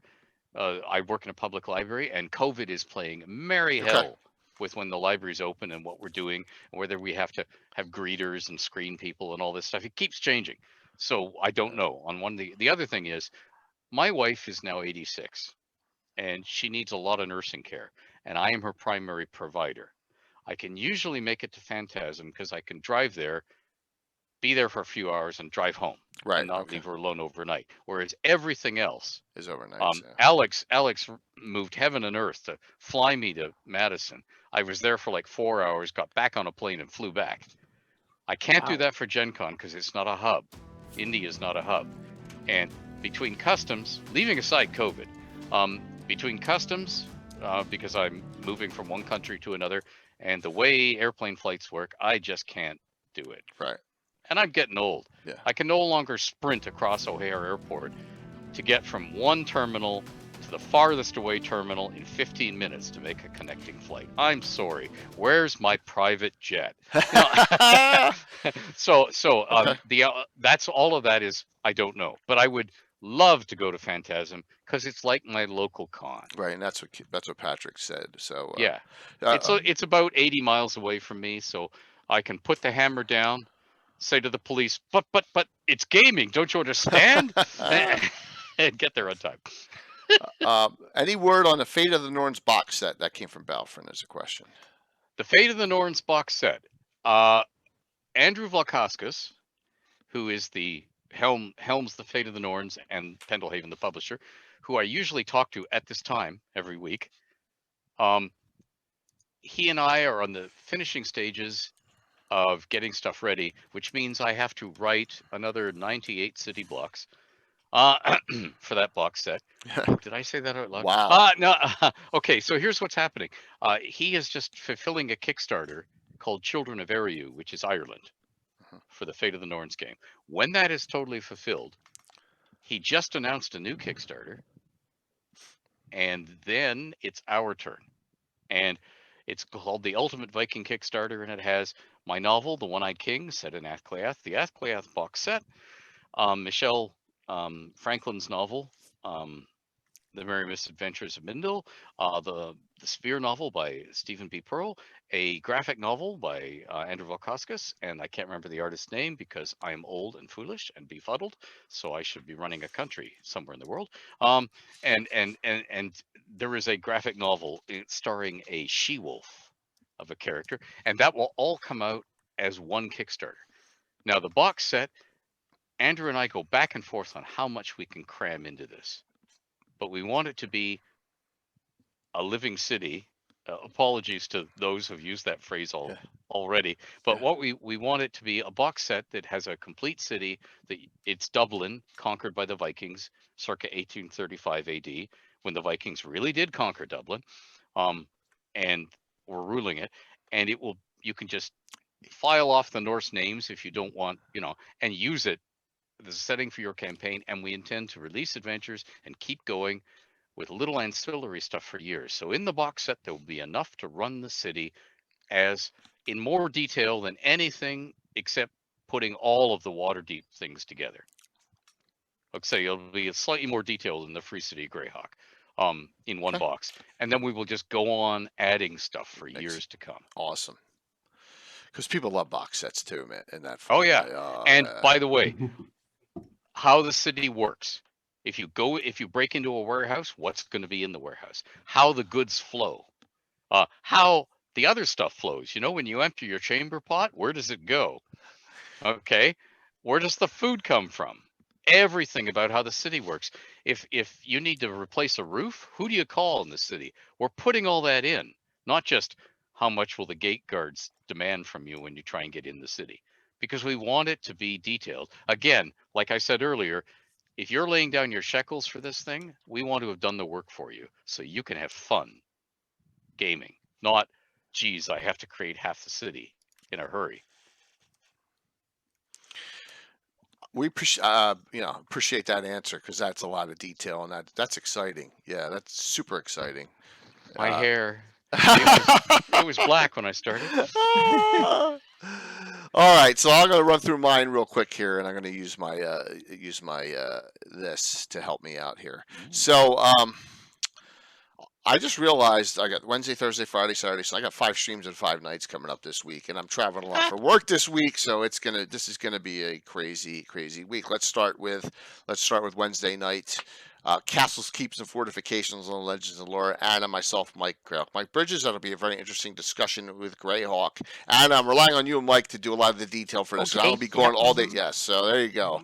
A new adventure we start on Thursday night, Infiltration in the Free City. We're running one of our adventuring groups we have not run in almost 2.5 years, Vengeful Justice out of Greyhawk. Here is 2 sneak peeks, because I'm trying to get ahead of the game here, of the terrain. I am actually worked up the Petit Bazaar area in Greyhawk City on my table. So let me see, let me make sure I don't crash things here. But this is 2 sneak peeks of the Petit Bazaar. This is a large scale view. There you go, of that Petit Bazaar area, and then a little bit more of a blow up of an area.